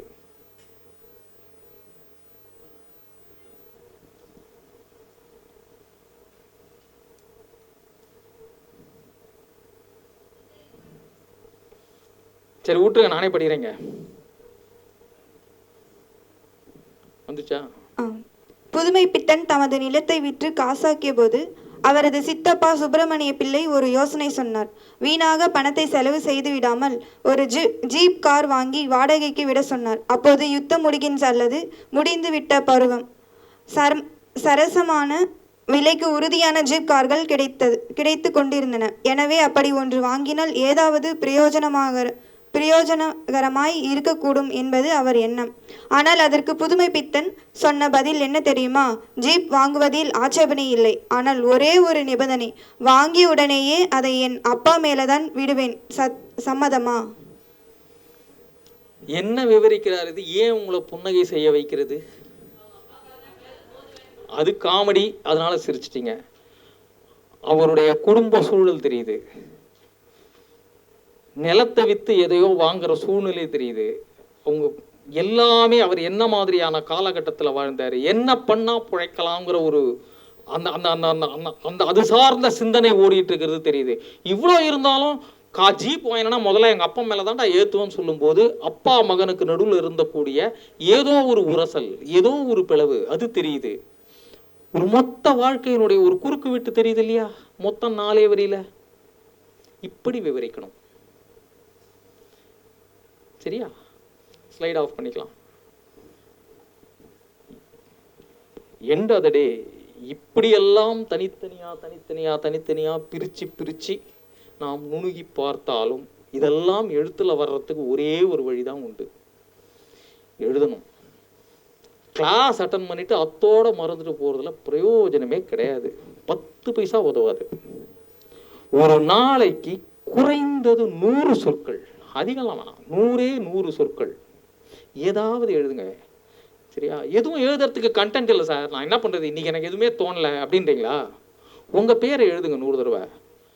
டைப் பண்ணிவிட்டு Ctrl+A Ctrl+C போட்டு பண்ணக்கூடாது, கையால் எழுதணும். 10 தடவை உங்கள் பேரை எழுதினீங்கனாலே போர் அடிச்சிடும், உருப்படியாக ஏதாவது எழுதலாமேன்னு தோண ஆரம்பிச்சிடும். அன்றாட பயிற்சி, அன்றாட பழக்கம் எதுவும் அன்றாடமானால் மட்டும்தான் ஆரம்ப கட்டத்தில் அது உங்கள் இயல்பாகும். இயல்பான ஒன்றுதான் சிறக்கும். சரியா?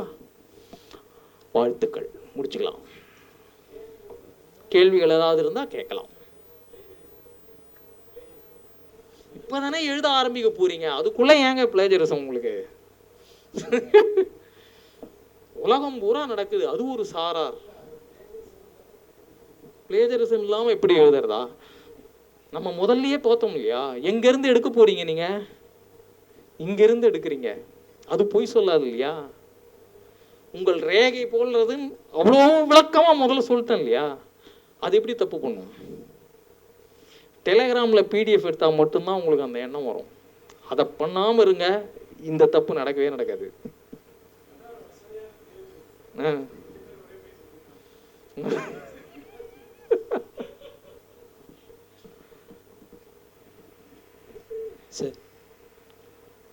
சார் வணக்கம் சார். சார் இப்போ நம்ம பண்ணக்கூடிய டெய்லி, இப்போ நம்ம எழுதணும்னு முடிவு பண்ணிட்டோம் சார், உரைநடை எழுதணும்னு முடிவு பண்ணிட்டோம். நம்மளுடைய டெய்லி ப்ராக்டிசஸ் எப்படி சார் இருக்கணும்? இப்போ வாசிப்பு எழுத்து ரெண்டுமே பேரலாக போகணுமா, இல்லை என்ன மாதிரியான பயிற்சி? என்னுடைய அப்ரோச் எப்படின்னா, அன்றாடம் ஏதாவது எழுதுங்கன்னு பொத்தாம் பொதுவாக நான் யாருக்குமே சொல்ல மாட்டேன். ஃபஸ்ட்டு திங், நீங்கள் எத்தனை மணிக்கு காலையில் எந்திரிப்பீங்கன்னு கேட்பேன். 6 மணின்னு சொன்னாங்கன்னா 5 மணிக்கு எழுந்துருங்கன்னு சொல்லுவேன். 5 மணின்னு சொன்னீங்கன்னா 4 மணிக்கு எழுந்துறீங்கன்னு சொல்லுவேன். என்னால் காத்தெல்லாம் எழுந்துக்க முடியாதுங்க, நான் நைட்டு 12வது படுக்கிறதுக்கு அப்படின்னு சொன்னீங்கன்னா 1 மணி வரைக்கும் முடிச்சுட்ருங்கன்னு சொல்லுவேன். உங்களுடைய அன்றாடத்துக்கு வெளியே நீங்கள் டைம் வச்சு இந்த வேலையை செஞ்சால் மட்டும்தான் உருப்படும். சரியா? உங்கள் கம்ஃபர்ட் ஜோனுக்குள்ளே நீங்கள் எழுத்த கொண்டு வந்தீங்கன்னா எதுக்காக வேணாலும் இதை நீங்கள் கேன்சல் பண்ணுவீங்க. இப்போ 12வது மணி, 12 மணிக்கு எழுதுகிற நேரம் எனக்கு அப்படின்னு வச்சுன்னா நான் எழுத முடியாது. நான் இங்கேருந்து கிளம்பி வீட்டுக்கு போனேன்னா, என் வீடு குரோம்பேட்டில் இருக்குது, நான் எப்படி எழுத முடியும்? முடியாது. ஸோ என்னுடைய எழுத்து நேரம்ன்றதை இரவு 12 மணிக்கு பிறகு தான் நான் வச்சுப்பேன். எல்லாம் முடிச்சுட்டு எல்லாரும் உலகம் தூங்கிருச்சான்னு தெரிஞ்சதுக்கப்புறம் உட்காந்து 1 hour வேலை செஞ்சேன்னா போகிறோம், கரெக்டாக நடக்கும். இல்லைன்னா ஏர்லி மார்னிங் எழுந்திரிச்சு செஞ்சிங்கன்னா கரெக்டாக நடக்கும். ஆரம்ப கட்டத்திலாவது அன்றாடங்களுக்கு வெளியே படிப்பது எழுதுவதை வைத்து கொண்டால் இது கரெக்டாக வந்துருங்க. இல்லை வேலைக்கு நடுவில் தான் பண்ணுவேன்னா பெருசாக சாதிக்க முடியாதுல்ல. ப்ராக்டிஸ்ங்கிறது நம்ம டெய்லி லைஃப்லேருந்து ஒதுக்கி அதுக்கு ஒரு டைம் ஸ்பெண்ட் பண்ண சொல்கிறீங்களா சார்? அதுக்குன்னு ஒரு டைம் நீங்கள் 1 hour 2 மணி நேரம் கொடுத்தாங்கன்னு அவசியம் கிடையாது. 5 நிமிஷம் வைங்க. படிக்க 5 நிமிஷம், எழுத 5 நிமிஷம் ஃபிக்ஸ் பண்ணுங்க. ஆனால் 6 மணிக்கு எழுந்துக்கிற ஆளாக இருந்தால் 5 மணிக்கு எழுந்து அதை செய்யணும். நீங்கள் படிக்கிறீங்களா எழுதுறீங்களாங்கிறது கூட செகண்டரி, 5 மணிக்கு எழுந்துக்கிறீங்களான்றதான் மேட்டர். அல்லது நீங்கள் ஆல்ரெடியே 5 மணிக்கு எழுந்துக்கிற ஆளாக இருந்தால் 4 மணிக்கு எழுந்துக்கணும். ஆல்ரெடியே 4 மணிக்கு எழுந்துக்கிறவா இருந்தால் 3 மணிக்கு எழுந்துக்கணும். அந்த ஒழுக்கம் வந்தால் இந்த எழுத்து வந்துடும். எல்லாவற்றுக்கும் ஒரு விலை இருக்குங்க. எழுத்துன்னு இல்லை, எந்த கலையும் தீவிரமான கவனத்தை கோரக்கூடியது. ஜஸ்ட் லைக் தட் பண்ணிட முடியாது. அதுக்குன்னு கொஞ்சம் டைம் ஸ்பெண்ட் பண்ணி தான் ஆகணும். இப்போ நீங்கள் எழுத்தாளராக இருக்கீங்க சார். இப்போது லாஸ்ட்டாக கூட சலம், இப்போ தொடராக கூட மிருதுலாம் எழுதிட்டு இருக்கீங்க. இப்போது அதுக்குன்னு ஒரு ரிசர்ச் பண்ணியிருப்பீங்களே சார்? ஒரு சலம் ப்ரிப்பேர் ஆகிறதுக்கு ஒரு டைம் எடுத்துக்கும். ஒருவேளை அது உங்களுக்கு தெரியாத ஒரு சப்ஜெக்டாக இருக்கலாம், இல்லை நீங்கள் எழுதணும்னு ஆசைப்பட்டு ஆனால் அதை பற்றின தகவல்கள் கம்மியாக இருக்கக்கூடிய இது, அந்த மாதிரி ஒரு டாப்பிக்கை நான் யோசிச்சிட்டேன் சார். எனக்கு இப்போ வந்து ஃப்ரீடமை பற்றி, சுதந்திர கட்டத்தை பற்றி எழுதணும்னு ஆசை சார். ஆனால் நான் அப்போ வாழலை. ஆனால் அந்த காலத்தை நான் என் எழுத்தில் கொண்டு வரணும்னு ஆசைப்பட்றேன். ஆசை மட்டும்தான் இருக்குது, எனக்கு தகவல் குறைபாடு இருக்குது. அப்போ நான் என்னுடைய ரிசர்ச் எப்படி சார் இருக்கணும்? படிக்கணும். எக்கச்சக்கமாக இருக்குது. இந்தியன் ஃப்ரீடம் ஸ்ட்ரகிள் பற்றி நீங்கள் சொன்னீங்கன்னா லட்சக்கணக்கான புத்தகங்கள் இருக்குது, ஒரு குறவும் இல்லை. நீங்கள் மகாத்மா காந்தியினுடைய எழுத்துக்கள்னு ஒரு பகுதி இருக்குங்க, ஒரு புத்தக தொகுப்பு இருக்குங்க. சரியா? காந்தி மட்டும் நான் சொல்கிறது. அதேமாதிரி அம்பேத்கருடைய எழுத்துக்கள்னு ஒரு தொகுப்பு இருக்குது. அம்பேத்கருடைய எழுத்துக்கள் மட்டுமே, அவருடைய பேச்சு எழுத்தினுடைய கலெக்ஷன் மட்டுமே ஒரு கலெக்ஷன் இருக்குது. பெரியாருடைய கலெக்ஷன் ஒன்று இருக்குது. இந்த மாதிரி தனிநபர்கள், முக்கியமான தனிநபர்களுடைய வாழ்வு அனுபவங்கள் அல்லது அவர்களுடைய எழுத்து சார்ந்து படித்தாலே ஒரு குறிப்பிட்ட வரலாற்றின் ஒரு பகுதி உங்களுக்கு வந்துடும். அதை ஒழுங்காக படிச்சுட்டு போனீங்கனாலே அதை தொட்டு மொத்த வரலாறும் உங்களுக்கு எங்கே கிடைக்குதுன்ற ஹைப்பர் லிங்க் கிடைச்சிடும். படிக்கிறது ஒன்று தான் வழி. இதோ இந்த பில்டிங் இருக்குது பார்த்தீங்களா, இங்கே ஏசி போட்டு குழுகுலுன்னு இருக்குல்ல, இதை மறந்துடுங்க. கீழே கோமையும் சரியா கச்சாமச்சான் இருக்கும், கலைஞ்சி போய் கிடக்கும். ஆனால் அங்கே தான் கிடைக்கும் புதையல். இன்றைக்கி என்ன ரைட்டர்னு சொல்லி நீங்கள் சொன்னீங்க, உங்கள் பேர் கூட எனக்கு தெரியாது, ஆனால் உங்களுக்கு நான் தெரிஞ்சிருக்கேன். நான் இப்போ நேற்று எழுதின சலம் தெரிஞ்சிருக்கு, இன்றைக்கி எழுதுகிற மிருது தெரிஞ்சிருக்கு இல்லையா? அது எல்லாத்துக்கும் அடிப்படை இந்த பில்டிங்க்கு கீழே இருக்கிற லைப்ரரி தான். இங்கேயே தான் வாழ்ந்தேன் நான்.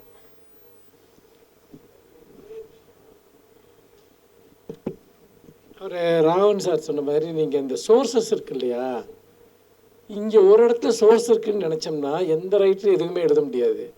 ஒரு சின்ன பிட் நோட்டீஸ் போதும், ஒரு போஸ்டர் போதும். உதாரணத்துக்கு ஒரு 70-80 வருஷத்துக்கு முன்னாடி தமிழ்நாட்டில் இந்த ஹோட்டலில் வந்து ஒரு போர்டு வச்சுருப்பாங்க, பஞ்சமர்களும் தொழுநோயாளிகளும் தெருநாய்களும் உள்ளே நுழையக்கூடாது அப்படின்னு. இது ஒரு போஸ்டர் தான். இது ஒட்டுமொத்தமாக அன்னைக்கு இருந்த சமூகம் எப்படி இருந்துச்சுங்கிறதுக்கு ஒரு அடையாளம். மிச்சம் எல்லாமே உங்கள் மனக்கண்ணில் வரணும். அப்போ பஞ்சமர்கள், தொழுநோயாளிகள், தெருநாய்கள் இவங்க 3 பேரும் ஒரே நிலையை வச்சு அணுகக்கூடிய ஒரு சமூகம் இருந்ததா அப்படிங்கிற கேள்வி உங்களுக்குள்ள வருது இல்லையா? அப்போ போய் இதுக்கு ரிலேட்டடாக இருக்கிறதெல்லாம் போய் நீங்கள் படிப்பீங்க. ஒரு சின்ன ஸ்பார்க் தான் நமக்கு கிடைக்கும். அது வரலாற்று நாவலாக இருந்தாலும் சமகாலமாக இருந்தாலும் சரி. அவர் சொன்னார் இல்லையா, கதை எல்லா இடத்துலையும் இருக்குது, ரோட்டில் போகிற ஒரு சின்ன காட்சியில் இருக்குன்னு. அந்த காட்சிக்கு பின்னாடி உங்களுடைய மனம், கற்பனை, சமூக அறிவு, எல்லாத்தையும் விட மனித குலத்தின் மீதான அன்பு, மனுஷங்க மீதான ஒரு அன்பு, இது இருந்ததுன்னா உங்களுக்குள்ள கதை உருவாகும், நாவல் உருவாகும். ஒரே ஒரு துளியில தான் எல்லா கதையும் பிறக்குது, எல்லா கவிதையும் பிறக்குது. நீங்கள் டேட்டாவை சோர்ஸை கலெக்ட் பண்ணி வச்சுக்கிட்டு அதிலிருந்து ஒரு நாவல் எழுதுன்னு நினச்சிங்கன்னா அது நடக்காது.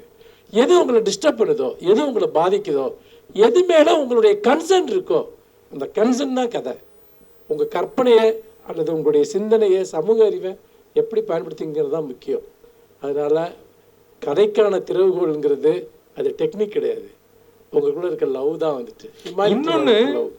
இன்னொன்று உங்களுடைய நோக்கமும் ஐடியாவும் சரியாக இருக்குமானால் அது கையை பிடிச்சி கூட்டு போயிடும். நீங்கள் பெருசாக அலைய வேண்டிய அவசியம் இல்லை. எங்கெல்லாம் உங்களுக்கு சோர்சஸ் இருக்குன்றத அந்த சப்ஜெக்டும் அதன் மீது உங்களுக்கு இருக்கக்கூடிய அக்கறையும் அதுவே கூட்டு போகும். இன்னொரு டவுட் என்னென்னா சார், இப்போ இந்த நம்ம வாழ்க்கையிலேருந்து எழுதணும்னு சொல்கிறாங்கல்ல சார், இப்போது பஷீர் சாரை எடுத்துக்கிட்டோம் அப்படின்னா மதில்கள் எழுதியிருப்பாங்க, அவர் ஜெயிலுக்கு போன ஸ்டோரி அது ஒன்று.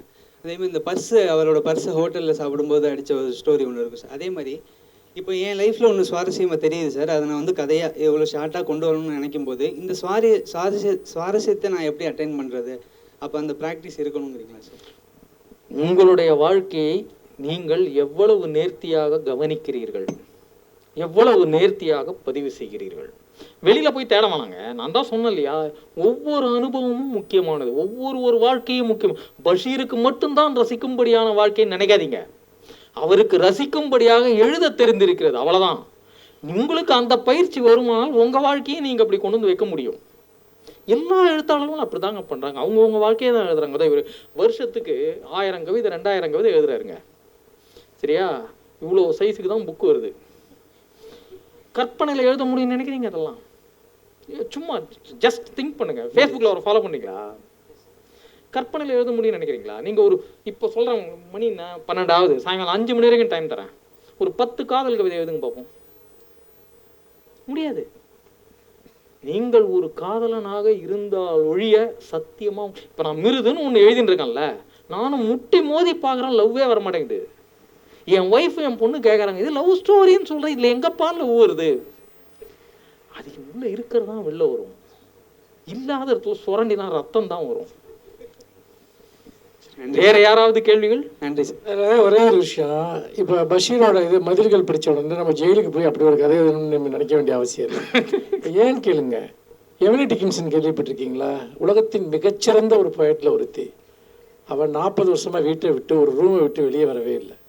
இன்னைக்கு உலகத்தில் வந்து யார் ஒரு 10 இன்டர்நேஷ்னல் போயட் சொன்னால் அதில் எமிலி டிக்கின்சன் இருப்பா. வந்துட்டு சின்ன வயசில் அவள் ஏதோ வெளியே போனப்போ அவங்க அப்பா ஏதோ திட்டுறாரு, அதனால் ஹர்ட் ஆகிடுறான். அதுக்கப்புறம் ஒரு வீட்டை விட்டு வெளியே போகல. அவள் எழுதின கவிதைகள் எல்லாமே ஃப்ரெண்ட்ஸ்க்கு எழுதின லெட்டரில் அவள் எழுதின கவிதைகள். ஆனால் மானுட வாழ்க்கையை பற்றி, மனித படத்தை பற்றி அவ்வளோ அற்புதமான கவிதைகளை அவள் எழுதியிருக்கா. எப்படி எழுதுறா? உலகம் பூரா போய் சுற்றி அலைஞ்சு அவள் எழுதலை. அப்போ நம்ம மனசில் இருக்க வெளிச்சம்தான் நம்மளை வந்து எழுத வைக்குது.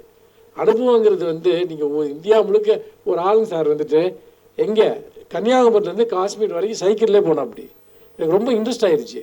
அவர்கிட்ட கூப்பிட்டு அனுபவங்களை சொன்னால் 5 நிமிஷம் கூட அவரால் பேச முடியல. அவனுக்கு சொன்னதுக்கு எதுவுமே தெரில. எனக்கு பெரிய ஷாக். எனக்கு என்னடா இவ்வளோ தூரம் போயிருக்கான், ஒன்றுமே அவனுக்கு சொல்ல தெரிலன்னு. ஏதோ இங்கே சாப்பாடு கிடைக்கும், இங்கே எப்படி இருக்குது, இங்கே தூங்குவேன், இப்படி தான் சொல்கிறாரு. நான் வேற ஒருத்தி ஒரு ரூமில் உட்காந்துக்கிட்டு ஒட்டுமொத்த மாடு குலத்தையும் எழுதுறான்னா, எழுத்துங்கிறது வந்து நீங்கள் உங்கள் கண்கள் தான் பார்க்குதுன்னு நினைக்காதீங்க. உங்கள் மனம் தான் பார்க்குது. உங்கள் மனம் எதை பார்க்குதோ அதுதான் ரைட்டிங். அடிப்படை இலக்கணம், அது கவிதையாக இருக்கலாம், உரைநடையாக இருக்கலாம், நாவலாக இருக்கலாம். அடிப்படை இலக்கணம்னு சொல்லும்போது நம்ம வந்து அந்த கால் புள்ளி, அரை புள்ளி, முழு புள்ளி, அப்படி ஆச்சரியம். சார் தமிழுக்கு அதெல்லாம் தேவையில்லை சார். இல்லை, இது மாதிரி இருக்கு. நம்ம பப்ளிஷ் பண்ணும்போது முதல்லயே நான் சொல்லிடுறேன், தெரியாமையே நிறைய பேர் எழுதிட்டு பப்ளிஷர்கிட்ட கொடுத்து அவனுங்களுக்கும் தெரியல. இல்லை நான் பெரிய பிரச்சனையா இருக்கு. இதுக்கு வந்து ஒரு வகுப்புல அதுக்காக தனியா ஒரு செஷன் வந்து ஐயா அவர் வைக்கணும். இல்ல நீங்க சொல்ற இலக்கணம் அவர் வைக்க மாட்டாரு. இல்ல அது பெரிய பிரச்சனை. இருங்க நான் சொல்லி என்ன பேச விடுங்க. எழுத்தாளன் தான், எனக்கே அந்த மாதிரி பிரச்சனை இருக்கு. இல்ல சார், ஆக்சுவலா நீங்க சொன்னீங்கன்னா சரி பண்ணிடலாம்னு வர, பண்ண மாட்டார். நான் சொல்றேன் உங்களுக்கு, தமிழுக்கு இந்த புள்ளி எல்லாம் தேவையில்லை. கால் புள்ளி, அரை புள்ளி, முக்கா புள்ளி, முழு புள்ளி, 1.5 புள்ளி, 1.25 புள்ளி, இதெல்லாம் நம்ம மொழிக்கு தேவையில்லை. கல்வெட்டுகளில் என்ன சார் புள்ளி வச்சாரு? ராமலிங்க வள்ளலாருடைய சிக்னேச்சர் பாருங்க, இருக்கு ஆன்லைனில் இருக்கு பாருங்க. ராமலிங்கம்ன்ற பேரில் வரக்கூடிய மெய் எழுத்துக்கு கூட புள்ளி வைக்காம தான் எழுதியிருப்பாரு. ஆனால் உங்களுக்கு ஈஸியாக நீங்கள் படிப்பீங்க, புள்ளி இல்லை நீங்கள் ஃபீலே பண்ண மாட்டீங்க. நம் மொழிக்கு அதெல்லாம் தேவையில்லை. இதெல்லாம் இங்கிலீஷ் வந்த பிறகு இங்கே இறக்குமதி செய்யப்பட்டவை. நம் மொழியினுடைய கட்டுமானத்துக்கு இதெல்லாம் அனாவசியம். அவாய்ட் பண்ணுங்க. என்ன கேட்டால் இந்த டயலாகுக்கு டபுள் கோட்டு போட்டு இந்த பக்கம் 2 கொம்பு இந்த பக்கம் 2 கொம்பு அதுவே தேவையில்லைன்ற தூக்கி போட்டு எழுதுங்க, படிக்கிறவங்க புரிஞ்சுப்பான் ஈஸியா. இந்த மொழியின் கட்டமைப்புக்கு எந்த புள்ளிகளும் தேவையில்லை. தன்னளவில் முழுமையானது அது. முடிச்சுக்கலாமா? ஓகே, நன்றி. இப்போ வந்து டீ பிரேக். ஒரு 10 நிமிஷத்துல எல்லாரும் உள்ள வந்துருங்க. மனுஷ் ஒரே நிமிஷம், அங்க ஒரு குழந்தை கை தூக்குது, அதை மட்டும் கேட்டுக்கணும். நீதானா டெய்லி கேள்வி கேட்பியே? சொல்லுமா. ஐயா வணக்கம். ஐயா பேசும் பொழுது நீங்கள் கதையில் வந்து கற்பனைக்கு அவ்வளவா முக்கியத்துவம் இல்லை, கற்பனை வந்து வேணாம் அப்படின்ற மாதிரி சொல்கிறீங்க. வேணாம் நான் சொல்லலை. இல்லை மிதிக்கப்படும், கற்பனை மிதிக்கப்படும் அப்படின்னு ஒரு இடத்துல முழு கற்பனை உதவாது. முழுக்க முழுக்க கற்பனையில் ஒரு படைப்பை உருவாக்கலாம் என்று நினைக்காதீர்கள். அது கற்பனையாக இருக்காது, பொய்யாக இருக்கும். பொய் என கருதப்பட்டால் மதிக்கப்படாது. இதை தான் நான் சொல்ல வந்தேன். புரியுங்க. உண்மையை வந்து அது அழகா சொல்றதே, பிரமிப்பா சொல்றதே கற்பனையாக தானே இருக்கும். அதை அலங்கரிக்கிறதுக்கு நீங்க யூஸ் பண்ணீங்க, சரியா? ஒரு உண்மையை ரசிக்கும் விதமாக சொல்லும் இடத்தில் நீங்க புனைவை கொண்டு வரலாம். கற்பனையினுடைய தேவைங்க. இப்ப நான் பஷீர்னுடைய உதாரணம் காட்டினேன் இல்லையா? மணலார் மருத்துவமனையில இருந்த அனுபவத்தை கதையா மாற்றும் போது அவர் எப்படி மாத்துறாருன்னு பாத்தீங்க இல்லையா? அந்த மாதிரி நீங்க செய்யலாமே தவிர முழுக்க முழுக்க கற்பனையில் உன்னை கிரியேட் பண்ண முடியாதுன்னு சொல்றேன். பண்ணீங்கன்னா அது அழகா இருக்காது, ரசிக்க தகுந்ததாக இருக்காது. அவ்வளவுதான் விஷயம். நீங்க ஒரு இடத்துல இந்த இட்லியை உடைக்கும் பொழுது கறி இருக்கு அப்படின்னு சொல்லி அந்த ஒரு இடத்துல சொன்னீங்கல்ல. இப்போ ஒரு கதையில யாருக்கும் வாழ்க்கை தூரம் இல்லை அப்படின்னு ஒரு கதை உண்டு. அதுல வந்து ஒரு பையன், அவன் கேரக்டர் வந்து கருவாயன் பேரு. அவனை சொல்றாங்க, அவன் எப்படி இருக்கான் அப்படின்றத சொல்லணும். இந்த உலகத்துல இது வரைக்கும் நம்ம அப்படி ஒரு மனுஷனை பார்த்துருக்க மாட்டான். அப்படி சொல்றதுக்கு வந்து ஒரு உதாரணம் வந்து சிரிப்பு வரும் பொழுது வரும் கொட்டாயும் இதுக்கு இடையில இருக்கக்கூடிய ஒரு இடைஞ்சல் தான் அவனுடைய முகம் அப்படின்னு ஒரு இடத்துல சொல்றாங்க. அந்த இடைஞ்சல் எப்படி இருக்கும்? சிரிக்கும் போது ஒரு கொட்டாயி வந்துச்சுன்னா நம்ம மூஞ்சி எப்படி இருக்கும்? ஒரு மாதிரி இருக்கும்ல. அது மாதிரி அவன் இருக்கிறான் அப்படின்னு சொல்றது வந்து நம்மளுக்கு புரிய வைக்குது. இதெல்லாம் கரெக்டுங்க, இதெல்லாம் தப்பு இல்லைங்க, இதெல்லாம் தாராளமா செய்யலாம். நான் சொல்றது கருப்பொருள் அளவில் நீங்க முழு கற்பனைக்கு போகாதீங்கன்னு நான் சொல்றேன். அந்தரத்திலிருந்து கதையை தேடாதீர்கள், வாழ்க்கையிலிருந்து எடுங்கள். இவ்வளவுதான் நான் சொல்ல வருது. முழுக்க முழுக்க கற்பனையில கிரியேட் பண்ணா அது நல்லா இருக்காது, நிக்காது. வேற ஒண்ணுமே இல்லை. எழுதுற விதம் எப்படி வேணா இருக்கலாம். உங்க மனோதர்மப்படி உங்களுக்கு தோன்றும் விதமாக நீங்க எழுதலாம். இப்ப நீங்க சொன்ன உதாரணம் ரொம்ப அழகா இருந்தது. யாருடைய ஆத்தர்? யார் அது? ஆத்தர் வந்து கவிஞர் வைரமுத்து. நல்லா இருந்தது. தாராளமா பண்ணலாம். உங்களுக்கு ஏற்றாற் போல உங்க மனம் எதை சொல்லுதோ அந்த விதமா நீங்க சித்தரிக்கலாம். எப்படி வேணாலும் சொல்லலாம். அடிப்படை உண்மையாக இருக்க வேண்டும். அவ்வளோதான் மேட்ரு. ஃபிக்ஷனாக இருந்தாலும் சரி, நான் ஃபிக்ஷனாக இருந்தாலும் சரி, அதான் ரூல். நன்றிங்க. முடிச்சுக்கலாமா? மகிழ்ச்சி, நன்றி.